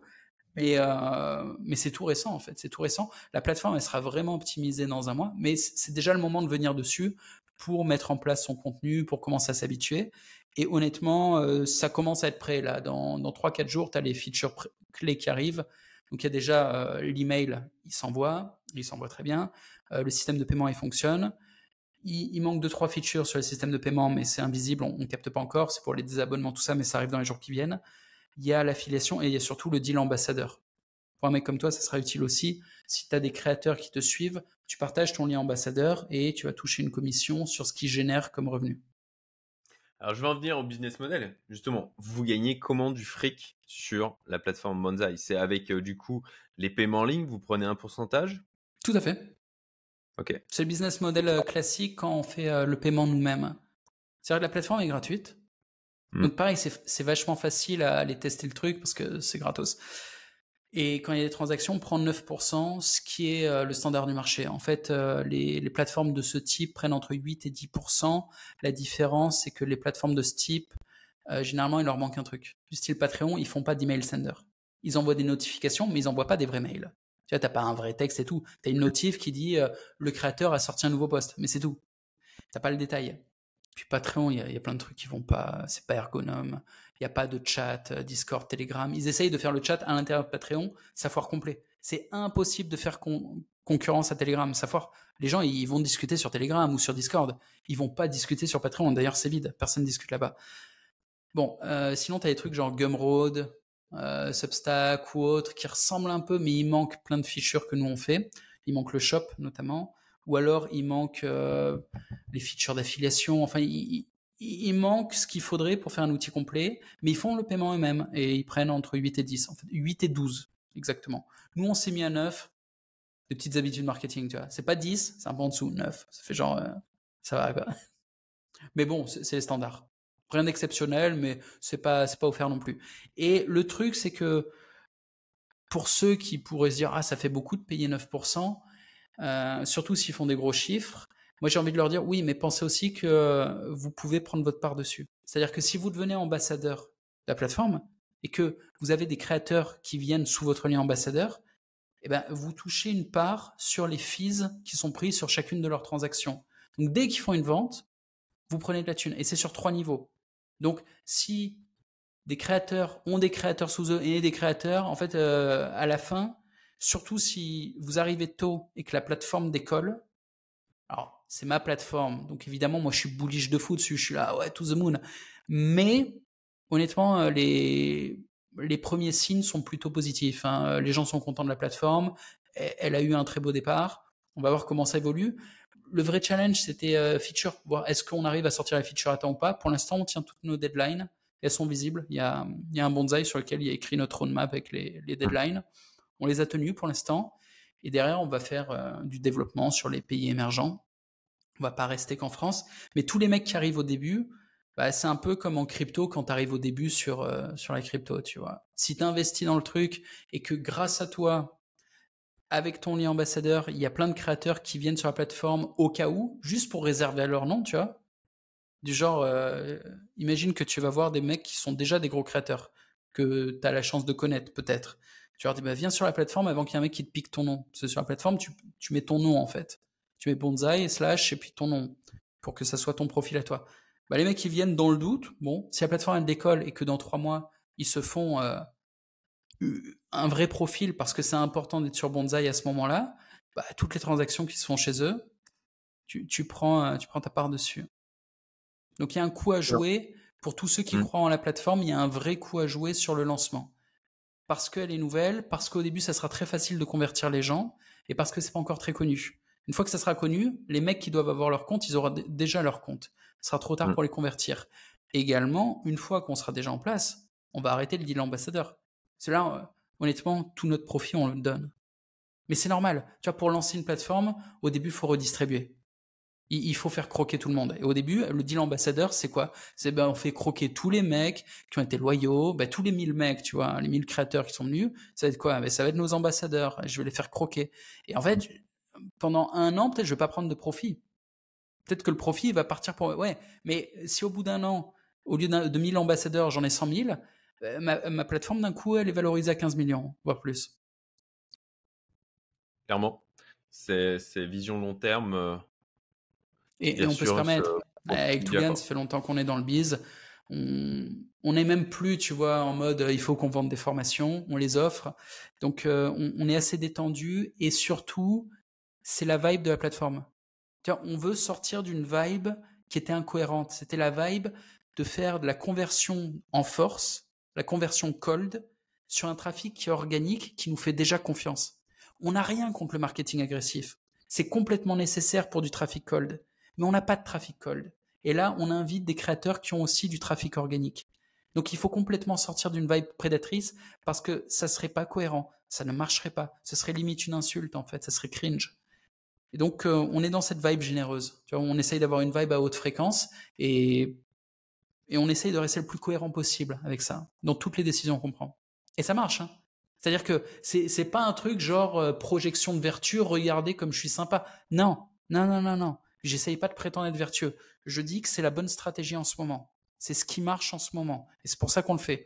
Et quand ça marchait de faire du sale, on a fait du sale. Je prétends pas être un saint ou... Non, non. C'est stratégique. Bah écoute, ouais, le programme ambassadeur, vous le lancez quand? Parce que dans 3 jours. Clairement, ça va m'intéresser. Moi, j'adore ouais. partager Déjà, naturellement, je partage, tu vois, les trucs que je trouve intéressants, etc. Et j'ai vu, je te remercie. Et donc, ouais, ok, génial. Ok. Tu savais pas? Top, Hein? Tu savais pas? Bah, je te dis, je vois qu'il y a des trucs qui passent. J'ai vu passer ambassadeur, etc. Mais tu vois, ça trop d'infos, ça passe comme ça, donc là, tu attires mon attention Mhm. dessus, excellent. Et c'est des vrais business, hein. Moi, j'ai beaucoup bossé dans le business adulte et Mime, OnlyFans avait des programmes ambassadeurs aussi. Ils ont un peu calmé le jeu. J'ai un pote sur Mime, là, il fait 12K par mois juste parce qu'il était un des premiers dessus. Il a contacté toutes les meufs en France qui étaient déjà sur OnlyFans, mais il les a poussées à aller sur Mime avec son lien. Elles n'étaient pas encore dessus. Il a rien à faire. Il n'est pas manager des nanas. Il leur écrit pas, il leur parle pas, il les connaît pas. Non, non, non, non. Juste, il est arrivé au bon moment. Il a spammé son lien comme un bâtard. Et ça fait 3 ans là qu'il se prend 12K par mois juste parce qu'il a spammé son lien aux bonnes meufs, quoi. Genre, hey, tu connais une nouvelle plateforme, clique, inscris-toi. On sait jamais. Et la plateforme, elle a marché. Alors, c'était risqué. Il aurait pu passer des mois à spammer pour rien une plateforme qui bide. Il se trouve que Mime a marché. Mais une fois que un créateur ou une créatrice débarque sur la plateforme en ayant utilisé ton lien, c'est fini. T'as fini ton boulot. Il n'y a pas de suivi, il n'y a rien. Alors tu peux, hein. C'est-à-dire, si tu as quelqu'un qui a du potentiel, qui est venu avec ton lien ambassadeur, tu dis, ah, s'il faisait des sous, j'en prendrais une partie, quoi. Et tu les prends à personne. Lui, le créateur, il touche la même chose. C'est moi, le propriétaire de la plateforme, qui te donne ma part, en fait. En gros, ou qui te donne la moitié de ma part. Mais tu peux C'est vraiment pousser smart. tes créateurs à bosser plus, tu peux leur donner des conseils, tu peux leur dire tiens, tu pourrais faire ça, ça, ça, mais t'es pas obligé de le faire. Si tu le fais pas, c'est pas grave. Tu peux juste te concentrer à avoir le plus de créateurs possible sous ton lien et puis distribuer à fond. C'est ce qu'il a fait, mon pote. Excellent. Ouais, hyper intéressant. Bravo pour le système que vous avez mis en place. Et c'est classique, hein, c'est pas un truc de génie non plus. C'est ce que On sent toutes le les plateformes, compound hmm, en toutes les termes plateformes d'expérience. font ça au début. Hein. Mais il y a un truc, c'est que généralement elles arrêtent assez vite. C'est un truc qu'on fait au lancement. Après, le deal reste valable. C'est-à-dire que si tu es ambassadeur et que tu as fait venir des créateurs, on va pas te couper tes revenus. C'est un deal qui est sur 3 ans. Donc sur tes 3 ans, pour chaque créateur que tu as amené, imagine, tu fais venir un créateur et une semaine après, on arrête le deal. Tu pourras plus faire venir de créateurs parce que le deal est fini. Mais le créateur que tu as fait venir la semaine avant qu'on coupe le deal, bah, pendant 3 ans, il te rapporte des sous. On va pas... le deal qu'on passe, il tient, quoi. Ouais. Mais ce qui est normal. Hein, Et Patreon, par exemple, il a fait un deal ambassadeur ou à son lancement, il a arrêté. Il a arrêté assez vite. C'est que au lancement. Donc c'est un coup à jouer et c'est un pari sur la réussite de la plateforme. Bon, c'est pas un pari très risqué. Au pire, t'as envoyé un lien, c'était gratuit. Bon, le pari est plus risqué quand la plateforme est payante. Moi, j'aime bien pousser à chaque fois, que ce soit en termes d'investissement comme en termes d'outils. Hein, c'est à chaque fois des trucs que j'utilise moi, où tu sais, Ouais.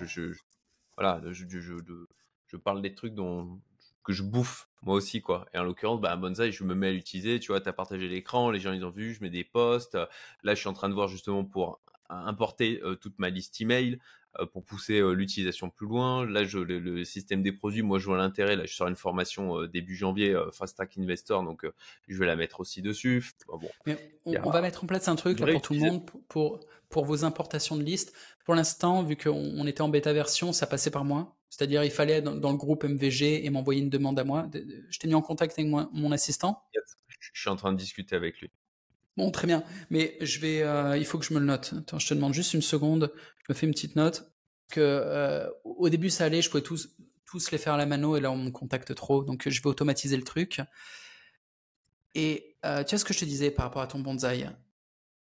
Bonsaï sert à tout centraliser pour que tu n'aies plus à te faire chier et pour que en fait, ton audience, elle ait plus à partir à droite, à gauche. Toi, tu utilises Bonsaï en continuant d'envoyer les gens partout. Parce que tu n'as pas encore capté vraiment l'essence du business model autour de Bonsaï.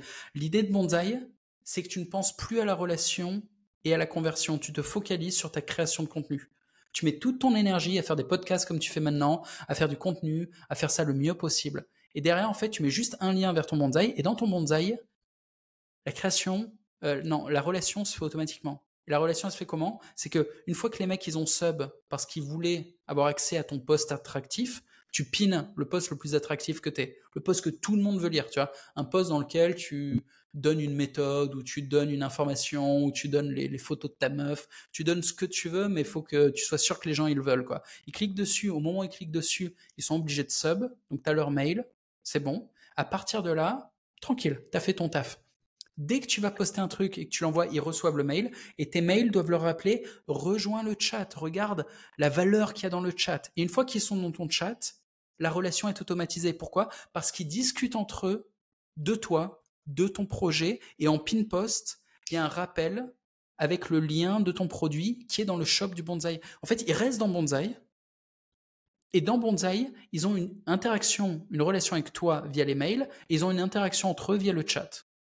Et le chat est sur Telegram, donc ils sont tout le temps sur le téléphone, sur Telegram, ou sur Discord, sur le téléphone. Donc en fait, ils sont tout le temps entre eux, en train de build de la relation, ou avec toi, en train de recevoir tes mails. Et c'est tout ce dont tu as besoin. Derrière, quand tu fais des lancements ou des sortes d'offres spéciales et à courte durée, ben, ils la voient. Et s'ils sont intéressés, ils la prendront. Tel que je le vois, pour moi, tu vois, je le conçois comme un remplaçant de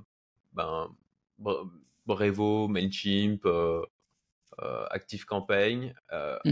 En Oui. même temps, tu vois, j'utilise Circle aussi. Je me dis qu'au final, on peut venir remplacer du Circle par Bonsaï. Et potentiellement aussi, tu vois, les plateformes comme Podia, etc., tu peux très bien déployer. Et tout ce qui est page de vente et tout ça, ça dégage. Plus besoin. Ouais. C'est remplacé par la relation. Okay. C'est-à-dire qu'au lieu de convaincre les gens avec du copywriting, les gens se convainquent les uns les autres en discutant et avec leurs propres mots, leur propre expérience et avec de l'authenticité. Ils disent la vérité. Et d'ailleurs, un type qui vend de la merde, et ça marchera pas. Ça marchera pas parce qu'il aura un groupe vide, parce que c'est pas intéressant ce qu'il propose, ou s'il a réussi à être très attractif sur son contenu gratuit et qu'il crée un groupe et que derrière il vend un contenu payant qui lui est à chier, dans son groupe il se passe quoi? Il va se faire insulter et c'est justifié. Et c'est justifié. Et ça nous va très bien. On veut pas de mecs qui vendent de merde sur Bonsaï. Pourquoi? Parce que les mecs qui vendent de la merde, ça fait des refunds sur le système de paiement et ça nous met en délicatesse avec eux. Donc, le business model, c'est de l'authenticité, de la qualité. Et tout est optimisé pour ça. Mais le truc, c'est que quand tu as de l'authenticité et de la qualité, et que tu es simple, et que tout est centralisé, ça demande 10 fois moins d'efforts. C'est-à-dire que tu n'as plus besoin de connecter plein d'outils. Tu n'as plus besoin de faire plein d'emails, de séquences, de machins, de funnels compliqués, d'upsell, de re-upsell, de downsell. Non, oublie tout ça. Oublie. Tu te concentres sur ton contenu. Tu te concentres sur avoir 10 fois plus d'audience organique. Et tu peux, parce que tu as simplifié tout le reste. Et que la relation qui s'améliore fait que tu as une meilleure rétention. Ton audience ne se barre pas. Au contraire, elle fait du bouche à oreille, elle amène des gens. Parce que la relation a été optimisée. Parce qu'ils se parlent entre eux. Parce qu'ils te parlent à toi. Bah écoute, merci. Au final, je vais mettre mon lien ambassadeur, les gars, dans la description, commentaire épinglé. Ah, là, il a senti les petits pourcents, quoi. Sur 3 niveaux. Ouais. Le lien, il arrive dans 3 jours, ouais, donc tu l'auras. Ouais, c'est parfait, tu vois, comme ça, le temps de sortir la vidéo, ça sera pile poil au bon moment. Et d'ici là, en plus de ça, tu nous as fait une masterclass d'explication de ce qu'est Bonsaï. Merci, t'as fait mon taf, c'est génial. Et fais-moi quand même le plaisir de mettre à jour ton Bonsaï, d'optimiser. Absolument, absolument. À vrai dire, je pensais pousser le truc plus loin une fois que ma liste email était importée. Importée, ouais, je comprends. Mais merci, parce que du coup, un des mots d'ordre aussi, c'est less is more. Il faut qu'il y ait le moins possible de trucs. Tout ce que tu peux virer, vire-le. Tous les liens inutiles, tu les vires. Toutes les descriptions inutiles de quitter ce que tu fais, tu le vires. Parce qu'en fait, ton autorité, elle va venir du contenu que tu offres, de la valeur que tu offres. Si vraiment les gens ils veulent connaître ton background, pourquoi pas une section about? Ouais. C'est relativement facultatif en fait. Les gens, s'ils voient qu'il y a, disons, 1000 ou 2000 personnes qui te suivent et qui parlent intelligemment et positivement de ton travail, ils n'ont pas besoin que tu leur dises vous savez, j'ai un background, ils s'en foutent. T'as un vrai background et tout. Donc tu dis ouais, mais quand même, ouais, moi j'ai même pas mis about. Y a pas. J'ai un background de fou. J'ai fait plein de choses. Je le mets pas, on s'en fout. Le simple fait qu'il y ait des gens qui me suivent, qui discutent intelligemment et positivement à mon sujet, au sujet de mes projets, ça vaut tous les résumés du monde. Tu peux pas avoir des milliers de gens qui suivent comme ça en ayant une attitude consciente et positive et qui non, ils peuvent pas être là parce qu'ils sont cons, c'est pas possible, tu vois. C'est même une stratégie en fait. À partir du moment où tu dis, ok, le gars il raconte des trucs intéressants, mais putain, c'est quoi son parcours? En fait, t'as même, en fait, c'est exactement ce qui s'est passé moi avec toi. C'est que j'ai commencé à découvrir. Je me dis, putain, il dit des trucs, c'est intéressant, tu vois. Ça sort du cadre, ça me parle, ça rentre en résonance. Mais qu'est-ce qu'il a fait avant? Et c'est pour ça, en fait, je me suis mis à poncer en fait ta chaîne Ok. parce que j'avais envie d'en découvrir plus sur ton parcours, de qui tu étais, etc. Donc c'est même une stratégie de pas, pas juste balancer comme ça toute l'information, en fin de compte, allez, de donner l'envie de regarder tous les épisodes de la série, quoi. Voilà. Et il y a d'autres mecs qui font ça, hein. Les Américains, tu prends Luc Belmar ou Andrew Tate, ils ont pas des pages avec des résumés, ça en a rien à foutre. Ils ont juste une grosse audience, très loyale, et ça remplace tous les résumés du monde. Ils ont autorité comme ça. Ils disent 3 mots, et derrière, il y a 3000 commentaires. C'est aussi simple que ça. Et là, effectivement, ça crée une curiosité, les gens, ils vont chercher. Bon, j'espère que vous comprenez l'intérêt du groupe MVG et ce qu'il y a à apprendre de la part de Jean-Marie Tougan sur la thématique, hein. Je vous rappelle, c'est gratuit, hein. Et en Et un autre description. truc assez profond pour les petits créateurs, qui recoupe avec ce que je disais au début. Pense au supermarché. La différence entre un type qui va acheter ce qui est en tête de rayon, en fait, qui prend ce qu'on lui propose, tu vois, à hauteur des yeux, il y a quoi? Il y a du Nutella, il y a du Coca, vas-y, je prends ça, je me fais pas chier. Et le mec qui va chercher le petit producteur de fruits et légumes. Eh bien, le type qui va chercher des fruits et légumes, il a fait un vrai travail proactif. Il a fait un choix. Et il a dépensé du temps et de l'énergie pour mettre son choix en application. Ce type-là, c'est un peu le mec qu'on a en face de nous. Nous, on est des petits créateurs. Les types qui tombent sur nous, ils nous ont cherchés. En fait, on n'est pas les premières recommandations. On n'est pas en trend sur YouTube. On est des petits mecs un peu spéciaux qui parlent au minimum à des gens smart ou idéalement à des gens smart qui ont un certain goût pour la liberté et pour l'esprit critique.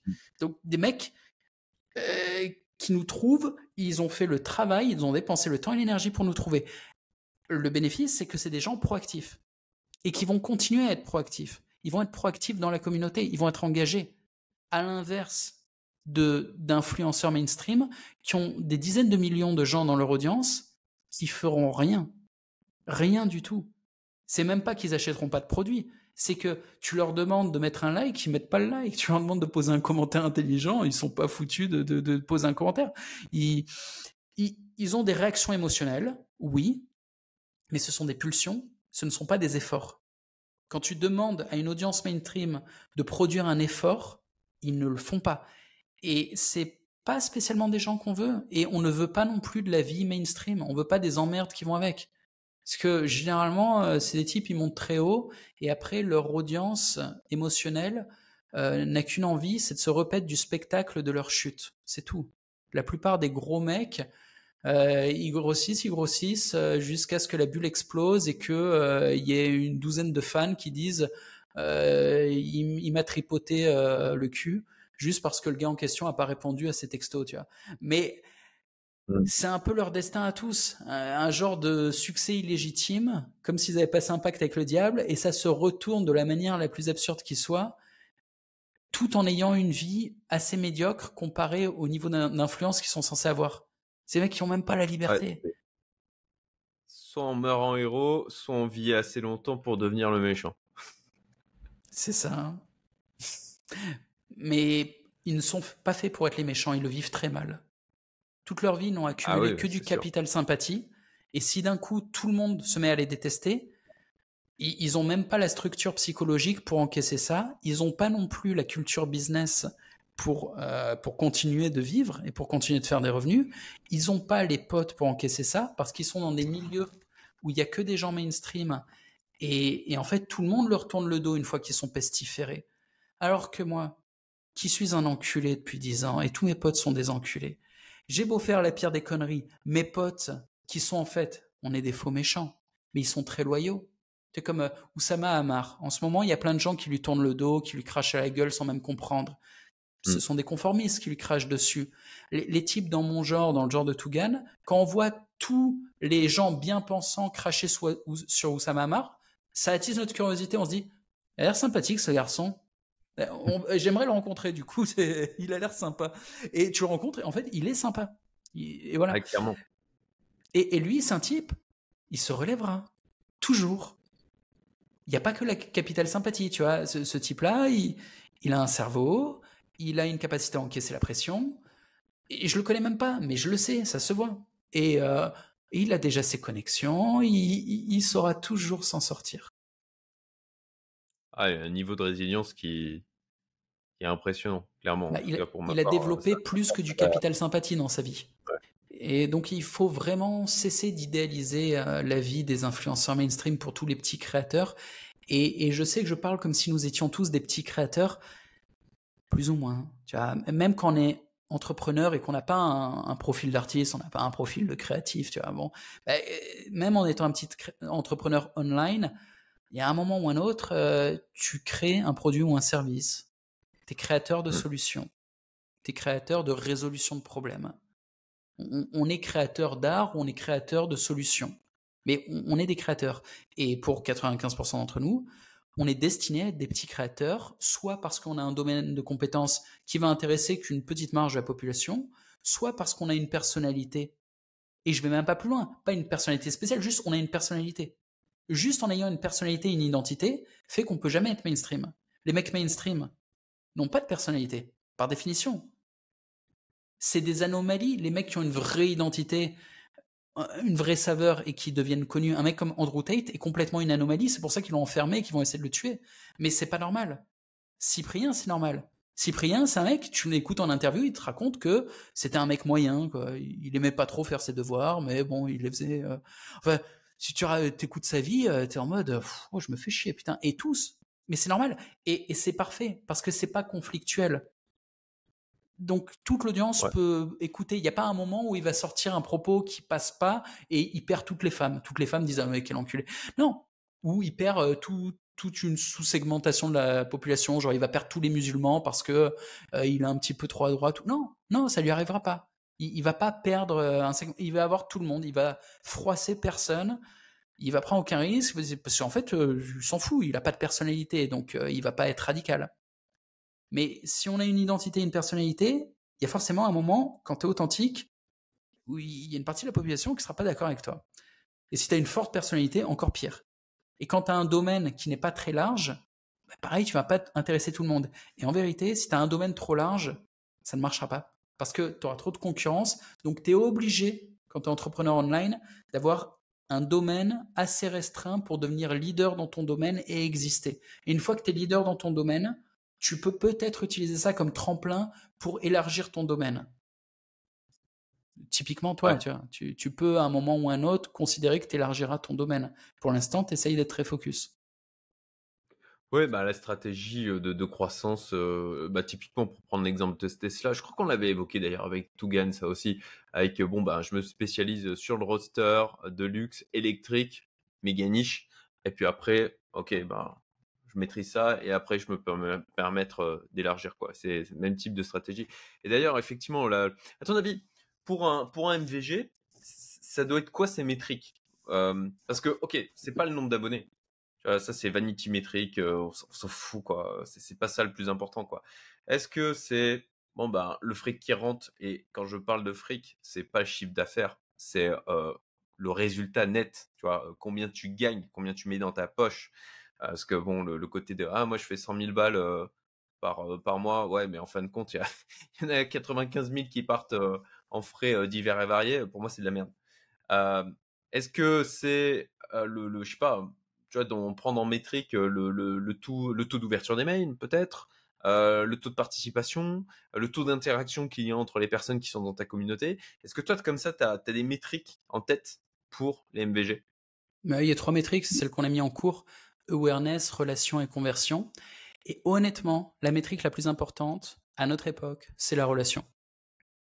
Ce qui se monétise, c'est devenu la relation. Quand tu as une bonne relation avec ta communauté, il t'arrivera rien. Il peut rien t'arriver. Tant que tu fais pas la pute, en fait. Tant que t'es vrai, tant que t'es authentique, tu peux même te planter. Moi, je me suis planté. J'ai redit tout à l'heure, j'en ai parlé, quand j'ai fait tous mes trucs investissement, je me suis planté. Mais je me suis planté de bonne foi. J'investissais mon propre fric et je le perdais. Ou ça marchait pas bien, tu vois. Donc, ça passait parce qu'il y avait une forme d'authenticité. Et ça passait aussi parce que j'ai testé plein de trucs et des trucs où ça a marché et où j'ai offert de la valeur. Mais tant que tu es authentique, tu peux pas vraiment te planter dans la relation. Et ensuite, pour être dans le concret, sur les métriques, la partie awareness, c'est dire au monde où je suis là, j'existe. Donc au début, il faut te montrer. Ça passe par les réseaux sociaux et le moment le plus difficile, ça va être le lancement. Et c'est pour ça que c'est pas mal de faire partie des groupes. Quand tu es dans un groupe du genre le groupe MVG, dont tu fais partie, au début, tu peux au moins présenter aux collègues du groupe ce que tu as fait, avoir des feedbacks, avoir un petit peu des mecs qui vont te suivre parce que potentiellement tu vas faire du contenu qui va les inspirer, qui leur donne des idées, ou tu vas trouver quelques potes. En fait, il faut trouver au moins une personne qui t'écoute. Une. Et ensuite, ça t'aide à te positionner. Ça t'aide à interagir. Et cette personne doit commenter ton contenu. Et tu bâtis la relation. C'est tout. Tu pars d'une personne qui te répond. Tout simplement. Et à partir du moment où il y a ne serait-ce qu'une personne qui te répond, tu n'es plus un fou qui parle tout seul dans le désert. Même en termes de charisme. Quand tu parles à la caméra, il y a plein de gens, ils ne sont pas habitués à parler à la caméra ou ils ne sont pas habitués à écrire du texte en public. Parce que Twitter, c'est ça. Tu écris un texte, mais tu écris à qui? Si tu ne sais pas à qui tu parles, en fait, tu es bizarre. Je te le dis. Et c'est normal que tout le monde soit là. Ouais, tu sais, je suis timide d'allumer la caméra. Mais c'est normal que tu sois timide. Mec, si tu vas dans la rue, sur le trottoir, tu sais, les gens, ils passent. Et tu te places tout seul au milieu avec ton putain de micro et tu es là. Oui, Shakespeare, tu commences à faire du théâtre tout seul. Ou tu commences à faire un discours. Alors, pour convertir le trafic organique, mais personne t'écoute, fils de pute. Pourquoi tu parles? Tu parles à qui? T'auras l'air d'un fou. Et tu tweets sans savoir à qui tu tweets, t'as l'air d'un fou. Et cette saveur, tout le monde la sent, même celui qui écrit. Et il faut sortir de ça, très rapidement. Il faut le plus tôt possible, quitte à aller dans des groupes qui ne sont pas les tiens, aller dans des groupes qui parlent du sujet qui t'intéresse, partager de la valeur dans ces groupes, même si tes premières interactions, c'est pas sur les réseaux sociaux, mais dans des groupes comme ça, c'est cool. Parce que tu parles à des types qui sont là pour discuter. Ils sont pas en train de marcher dans la rue. Ils sont dans un groupe de discussion. Donc c'est pas bizarre de parler. C'est l'objet du groupe. C'est un groupe de discussion. Tu leur parles du sujet du groupe. Bon, ça va, t'es pas fou. T'interagis avec eux jusqu'à ce que tu comprennes, ah, vous êtes tous en train de parler de ce truc-là. Et là, tu fais un post sur le sujet, tu fais une vidéo sur le sujet, tu fais un thread sur le sujet. Et là, tu le partages dans le groupe. En mode, les gars, j'ai poncé le truc. Vous savez, on en a parlé hier. Ça m'a inspiré, j'ai poncé le truc. Et voilà ma petite analyse et un peu d'humour et tout. Voilà, je vous ai pondu un truc. Ah ben, les mecs du groupe, ils vont regarder. S'ils kiffent, ils vont s'abonner. Et c'est parti. Et c'est parti. Et c'est tout. À partir du moment où tu as un mec qui t'a regardé avec attention et qui a répondu, tu n'es plus un fou.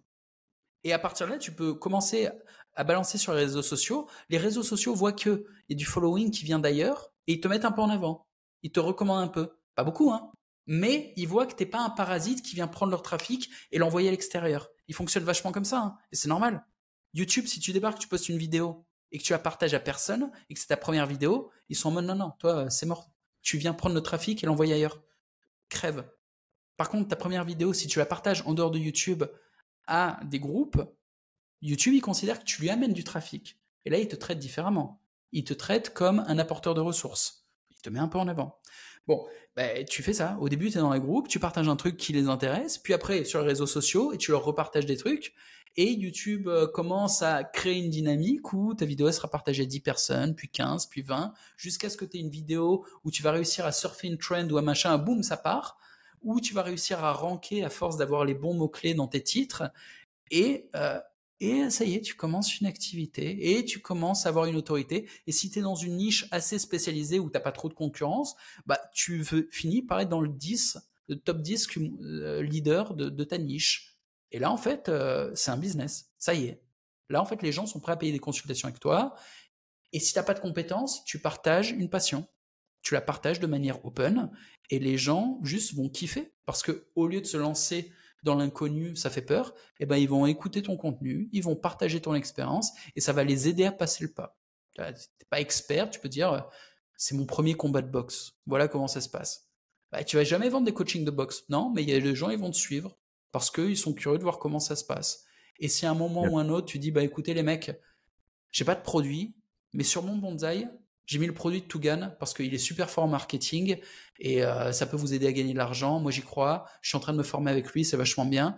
Tu prends 50% des revenus d'affiliation. Et ça y est, tu as un business. Ton business, c'est d'avoir cumulé du capital sympathie et utiliser l'autorité que tu as obtenue pour que les gens ils suivent tes conseils et ils achètent les produits que tu as recommandés. Et si tu as une relation authentique, et tu vas recommander des trucs corrects, des trucs auxquels tu crois. Ou même tu vas recommander Bonsaï, tu vas mettre ton deal ambassadeur.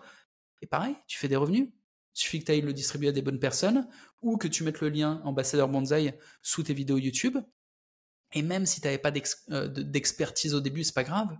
Si tu as partagé une expérience de manière authentique, tu vois, aux États-Unis, il y a un mec qui s'appelle Sam Sulek. Tu vois qui c'est ou pas? C'est un mec qui fait de la muscu, genre super balèze, on dirait Schwarzy, mais il a 20 ans, quoi. C'est un petit jeune. Il a rien à vendre.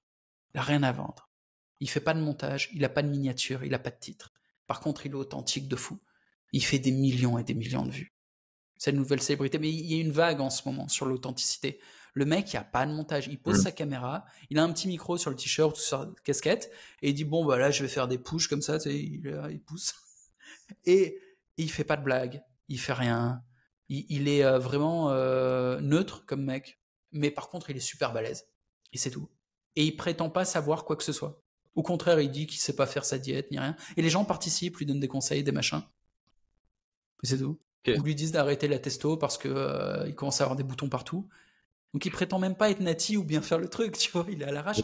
Mais ce mec-là, si demain il pousse un problème d'affiliation, putain, mais il rentre 2 millions directement, quoi. Parce qu'il a jamais rien posé. Enfin, je crois pas, il faut que j'aille suivre. Mais les gens lui font confiance. Donc il n'y a même pas besoin d'avoir une expertise. Il faut partager de la valeur. Et ça peut être une C'est expérience. hyper intéressant ce que tu dis, hein, parce qu'effectivement, les premiers pas, c'est aussi C'est le plus dur.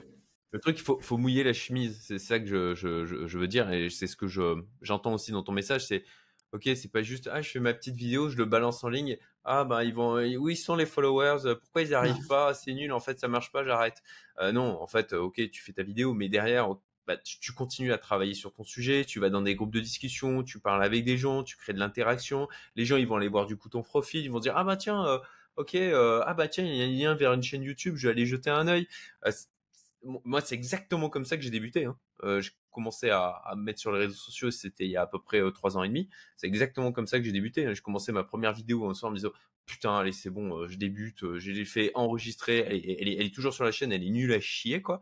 Mais bah, derrière, je rentre dans des groupes, je suis passionné par le truc, j'échange des trucs, je partage mes découvertes, et puis petit à petit, voilà, un caillou après un caillou, tout simplement. Et ce que tu décris n'est pas une métrique. Ce que tu décris est une activité organique sociale.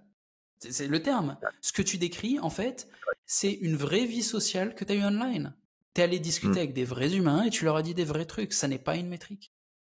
En fait, en plus de poster tes vidéos, tu es allé parler à des vrais gens en parlant du vrai sujet. Et c'est ça, en fait, qu'il faut faire. Il faut aller dans des groupes où il y a des gens que ça intéresse, le même truc que toi, et leur parler. Et pas raconter de la merde, pas être en mode « Hey, t'as vu ce que j'ai ?» Non, avoir des vraies discussions. De temps en temps, t'en prends un au téléphone, de temps en temps, tu passes un peu de temps, et être sincèrement intéressé.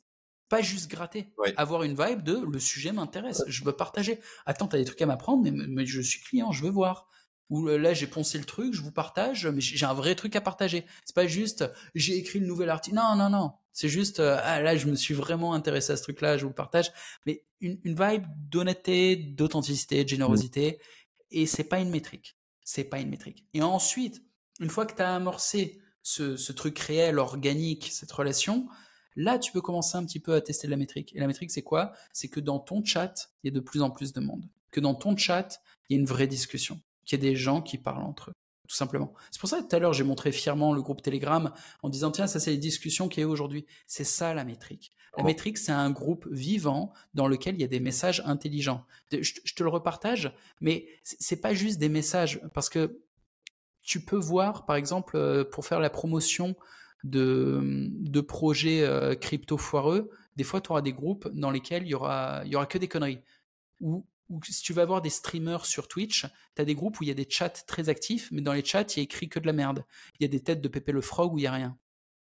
Là, en fait, ce que je montrais tout à l'heure, c'est qu'il y a plein de messages tous les jours, mais si je regarde un message, alors c'est des conversations, donc les prendre au milieu, c'est compliqué, mais là, j'en lis un. Salut à tous, je voulais partager l'outil pratique pour les newsletters MVG Grok, la nouvelle IA de Elon sans censure, font un VPN au state accessible uniquement sur Twitter X. Voilà le message, tu vois. Ça n'est pas un message de mongolien. Et puis, il y a un mec qui lui répond, c'est GPT au state uniquement accessible sur Twitter? Et puis lui répond, oui, accessiblement, Tu vois, ils discutent sur le truc, ils s'ignorent pas les uns les autres. Ils sont pas juste en train de parler de leur bit, ils sont en train de parler du sujet et de le partager. Et ça ça Il y a de continue la en parlant de modération. Ouais. Hmm. D'ailleurs, il y a de la modération, hein, que ce soit toi ou du côté de Toga. D'ailleurs, moi-même, je me suis fait striker. À un moment donné, Ah j'ai bon? posé un lien à la con, tu vois, et il y a Toga, il m'a dit, non, non, c'est pas la foire. Non, tu mets pas ce type de lien, tu vois. Alors, Donc, il y a de la modération, il y a avec le souci effectivement d'avoir des échanges de qualité. Et ça, c'est super important ce que tu dis. C'est effectivement au début de créer juste un putain de canal, petit canal Telegram où tu parles de tes thématiques, tu partages de la valeur et tu croises des gens, tu vois, un par un au début, dire, hé gars, tu sais quoi, j'ai créé un canal Telegram où on parle de notre sujet dont on est en train de discuter depuis 20 minutes là, soit en même vocal, pas, soit même en pas, même vidéo pas. con, quoi. C'est pas ça. Non, non, non. C'est pas rejoins mon canal où j'ai parlé de ça. Non, non, non, non. C'est le sujet dont on a parlé là. Imagine, t'échanges 5 messages avec quelques mecs d'un groupe et le lendemain tu débarques et tu dis pas j'ai créé un canal. Non, non. Tu dis juste j'ai posté, ça m'a inspiré et j'ai fait un thread là-dessus ou j'ai fait une vidéo là-dessus. Et tu les fais rentrer dans ton canal de relation avec du contenu. Tu leur dis pas rejoignez mon groupe de discussion, c'est trop violent. C'est genre venez à la maison. Non, non. C'est genre comme si tu montrais ton téléphone avec une photo dessus. Et là les gens ils regardent la photo.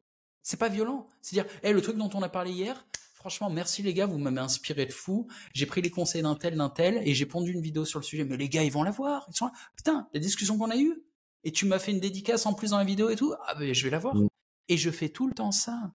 Toutes les discussions que j'ai en privé au téléphone donnent lieu à des vidéos pédagogiques que je fais sur des sujets sur lesquels j'ai réfléchi avec des partenaires. Et à chaque fois, je les appelle, je leur dis, tiens, ben, tu vois, la discussion qu'on a eue, j'en ai fait une vidéo. Alors, à mon niveau, ça change pas grand chose que j'ai un mec qui aille voir ma vidéo.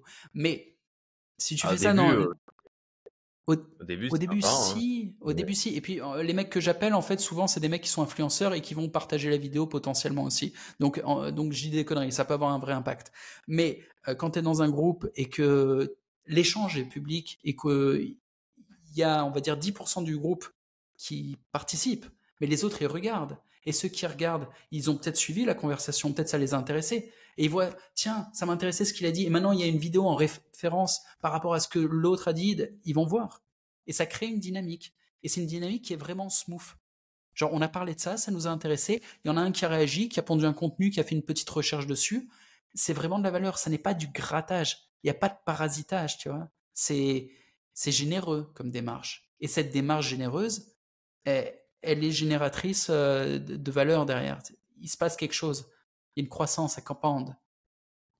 C'est pas des groupes où les gens ils se grattent entre eux. C'est ce qu'on voit dans les trucs de shitcoin. Tous les mecs ils se hype en espérant qu'il y a un type qui achète derrière eux. Mais ça finit par crever parce que personne n'offre de la valeur. Il y a rien sur ces groupes. Et on sent la saveur tout de suite.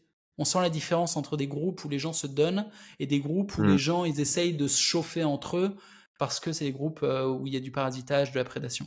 écoute, merci pour cette masterclass pour à la fois débuter en tant que MVG et même pour des MVG au final plus avancés. Hyper intéressant.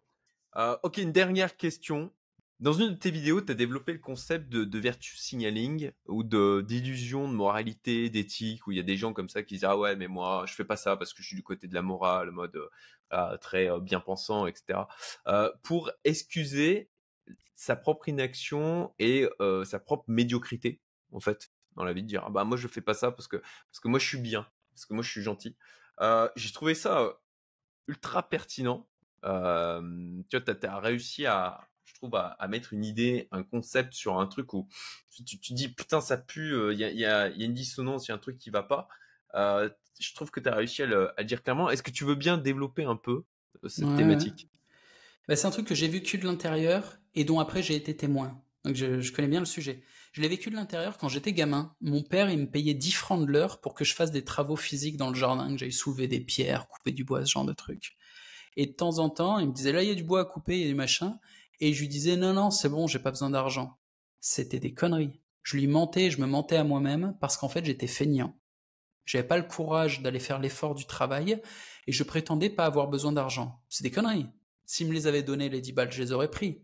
Je mentais. Et je m'en suis rendu compte quelques années plus tard. Je lui ai dit d'ailleurs, hein, parce que j'admets, tu vois, quand je me rends compte que j'ai fait de la merde.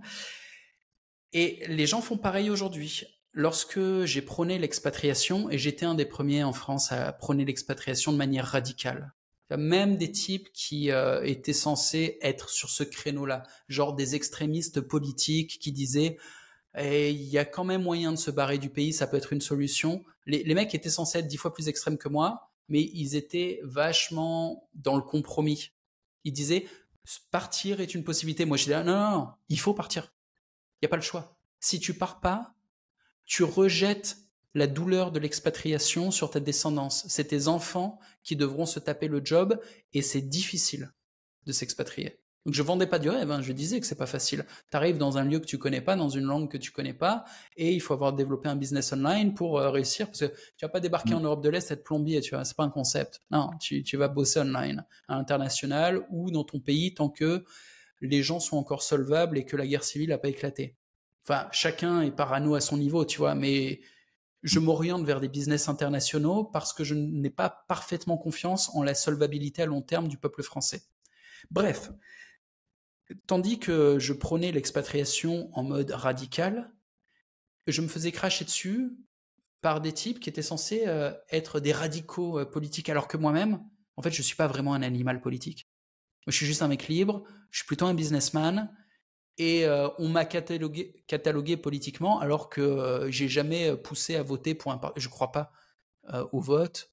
Je crois juste que la démocratie est supérieure aux tyrannies parce que les démocraties sont des tyrannies qui fonctionnent. C'est-à-dire, en vendant l'illusion au peuple qu'il a le pouvoir, la tyrannie passe. Alors que quand le tyran arrive en disant « Bon, je vais être honnête, c'est nous qui décidons », ben, les gens finissent par se révolter. Quand tu leur dis « Non, c'est vous les mecs, le petit bulletin de vote, hein, qui c'est qui le met, hein, Toutou, viens ici. C'est sucre. » Fabrique du consentement. Ouais. Voilà, là ça passe en fait. La démocratie ça fonctionne. Donc j'ai fini par le comprendre. Je suis pas vraiment démocrate, mais qu'importe. Du coup, politique je m'en branle, mais j'ai toujours été vu comme plus radical que les radicaux. Et je le suis. Je le suis, parce que pour moi, il n'y a pas le choix, faut s'expatrier.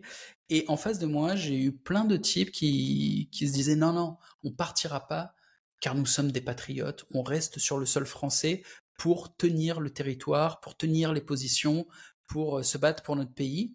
Et j'étais là, vous faites quoi? Par exemple, votre combat, c'est contre l'islam, c'est ça? Vous jetez des lardons? C'est quoi votre projet? Vraiment, c'est quoi vos actions? Rien, rien, rien. Les types qui me crachaient dessus à l'époque, les plus courageux d'entre eux écrivaient des bouquins et finissaient en prison pour ça, ce qui est dramatique, hein. Mais bon, personne prenait les armes, personne faisait la révolution, ils n'avaient même pas vraiment une culture révolutionnaire, ils faisaient rien, quoi. Et, ils disaient que par vertu, ils restaient. Par vertu de quoi? Mais c'était rien. Ils disaient protéger le territoire ou se battre, il n'y avait pas de combat. Il n'y avait absolument que dalle, à part la peur. La peur de l'inconnu, la peur de partir à l'aventure dans un territoire qui n'est pas le sien, la peur de couper les ponts avec sa terre. Tu vois, il y a un attachement émotionnel avec les gens qu'on connaît, il y a un attachement émotionnel. C'est douloureux l'expatriation, j'en ai bien conscience. Mais ils disaient être vertueux quand en fait ils avaient peur et ils finissaient pour la plupart d'entre eux par s'expatrier. La plupart du temps. Et en fait, je l'ai vu dans plein d'autres domaines, quoi. Il y a plein de domaines où les gens, ils font pas face à leur peur, et plutôt que de faire le boulot, plutôt que de faire ce qui est difficile, ils vont toujours balancer de la vertu, en disant non, non, non, je ne ferai pas ça parce que, voyez-vous, moi j'ai une morale, pas comme toi, sale connard de capitaliste, de nationaliste, de je sais pas quoi, de sexiste, ils trouveront toujours un truc, tu vois. Et toi, t'es juste là, non mais je suis réaliste, hein, là il faut survivre. Donc ouais, ça fait peur, mais à un moment, faut y aller, quoi. Et c'est moins pire d'y aller maintenant que quand ça sera trop tard et quand il y aura plus d'options. Et je sais plus quand c'est la dernière fois. C'est dans quelle vidéo qu'on m'attaquait encore pour. Je ne me souviens pas. Je te dis, j'en ai poncé et du coup, j'ai pas la référence de la vidéo exacte, quoi. C'est vrai que t'as fait une vidéo sur l'autre là, comment il s'appelle, Aluna là, Ouais, Luna, ouais. que j'ai vu. C'est peut-être dans celle-là, effectivement. C'est Ouais, peut-être c'est ça. peut-être dans celle-là que je rappelle que les mecs qui prétendent rester pour défendre le territoire, bon, bah, ils se mentent un peu à eux-mêmes, ils défendent rien du tout. Bah, ils ont pas les ressources, ils ont pas de force, ils ont même pas de communauté, Moi, de mon point ils de ont vue, pas d'équipe. tu vois, ils disaient, ils arrêtent pas de dire ah ça va pas, ce gouvernement, la politique, gna gna gna. Enfin ouais, mais en restant en fait, tu contribues au système, tu Ah bah, cautionnes. comme dans Matrix, avec ton énergie humaine. Et après, bon, Mm. il y a les taxes aussi, hein, ça aide. Mais aussi, tous les mecs qui m'ont craché dessus parce que j'étais pas vertueux en abandonnant le pays, en lâchant les positions, ces mecs-là se sont tous expatriés. Juste avec 3 ou 4 ans de retard par rapport à moi. Et on fait des vidéos en disant oui, si, faut aller à Andorre, c'est bien, faut aller en Espagne, Ils se sont tous cassés, quoi. J'étais là, bon, les mecs, mieux vaut tard que jamais. Je suis resté mon prince, tu vois, je les ai pas insultés. Oh, j'ai validé, j'ai dit ils ont raison. Écoutez-les, ils ont raison. Voilà, c'est pas grave de m'avoir insulté, mais non, mais vraiment, tu sais, le sentiment, c'était qu'est-ce que je veux dire? Pour une fois qu'ils ont un Mm. discours au moins qui tend vers la vie.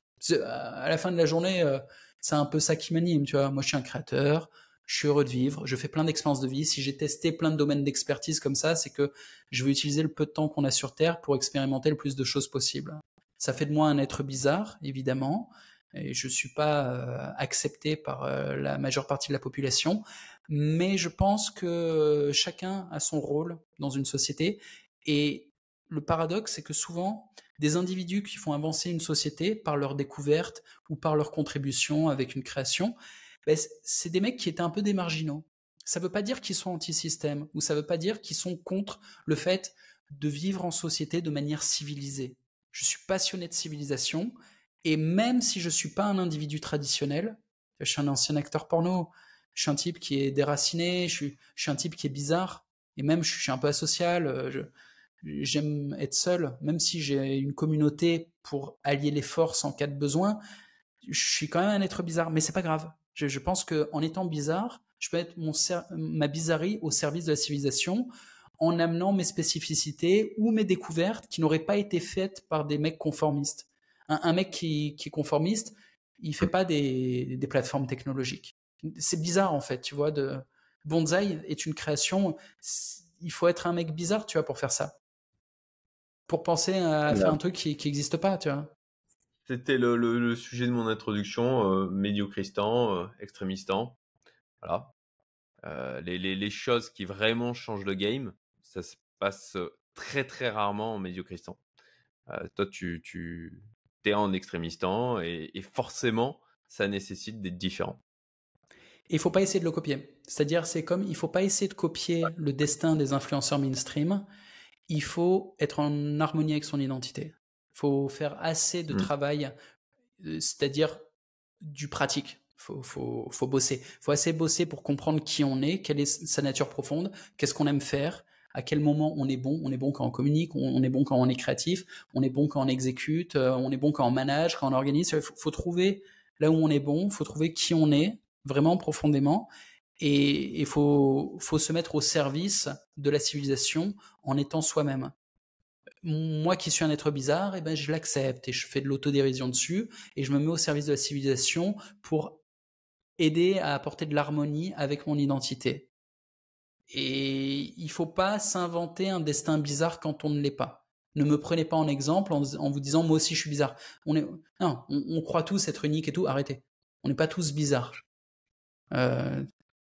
J'ai un vrai fétiche pour les naines, par exemple. Je l'ai pas inventé, ce truc. J'ai baisé une naine. Et il faut pas l'inventer. Il faut pas n'allez pas baiser des naines juste pour vous faire une carrière. Ah non, c'est clair, apprendre à savoir qui on est en dehors des projections sociales, en dehors des projections des parents qui t'ont dit, qui ont essayé de te dire ah bah t'es comme ci, t'es comme ça. C'est un vrai parcours de découverte personnelle, mais je pense que c'est le chemin vers l'épanouissement Il n'y a globalement. que ça. Si t'es pas en harmonie avec ton identité, t'es en résistance interne. Tu peux pas Mm. avancer. Tu finis en dépression, tu finis comme une merde. Et c'est un mal de cette époque, hein. Je pense que tu vois, tout le monde dit tout le monde est en mode burn-out, je suis en burn-out, etc. Mais je pense que c'est parce que les gens, ils sont pas en accord avec leur identité profonde, quoi. Ils se mentent à eux-mêmes, Ils s'inventent des sont rôles. pas, ouais, ils sont pas alignés. Il y a plein de gens qui sont pas alignés parce qu'ils n'ont pas fait l'effort du choix. Ils ont pris ce qu'on leur proposait et ça veut dire qu'ils ont pris la vie qu'on leur proposait. C'est pas forcément une mauvaise vie. C'est une vie qui va correspondre au plus grand nombre. Tu vois, la société s'autorégule un petit peu. C'est pas délirant ce qu'on leur propose, mais c'est jamais optimisé. Pour optimiser, faut faire l'effort. Et si ta life, elle est vraiment pas du tout optimisée, bah ça fonctionne pas, tu vois, c'est pas fluide. Donc chaque action, se lever le matin, coûte un effort pas possible parce que tu te lèves sans trop d'espoir. Tu sais que ta journée, il y a rien de tellement stimulant qui arrive dedans. Chaque fois que tu vas bosser, bah, ce que tu fais n'a pas de sens. Donc le boulot demande un effort énorme pour une production qui est très médiocre, qui ne vaut rien. Et les interactions que tu as avec les autres humains aussi commencent à te coûter des efforts. C'est difficile d'être intelligent et bienveillant avec les gens que tu es censé aimer ou avec les gens qui sont autour de toi, parce que les relations que tu as n'ont pas trop de sens non plus, parce que tu n'as pas trouvé ton alignement. Quand tu n'as pas d'alignement, tout est compliqué, tout demande beaucoup d'énergie et tout rapporte très peu.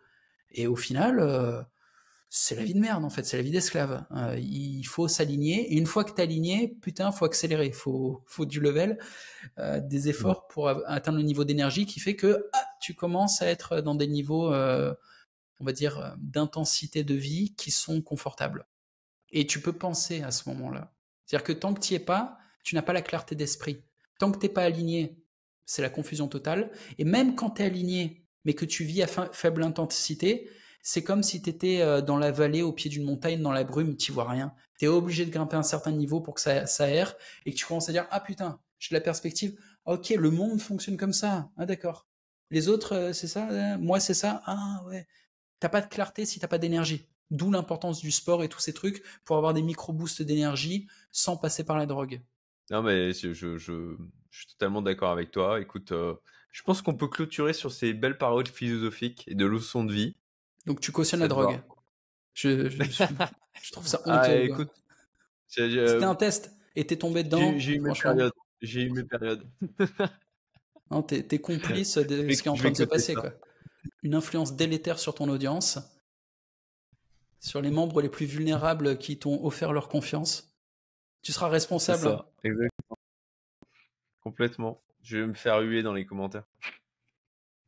Cool. Je te remercie pour Bon, l'invitation. merci à toi.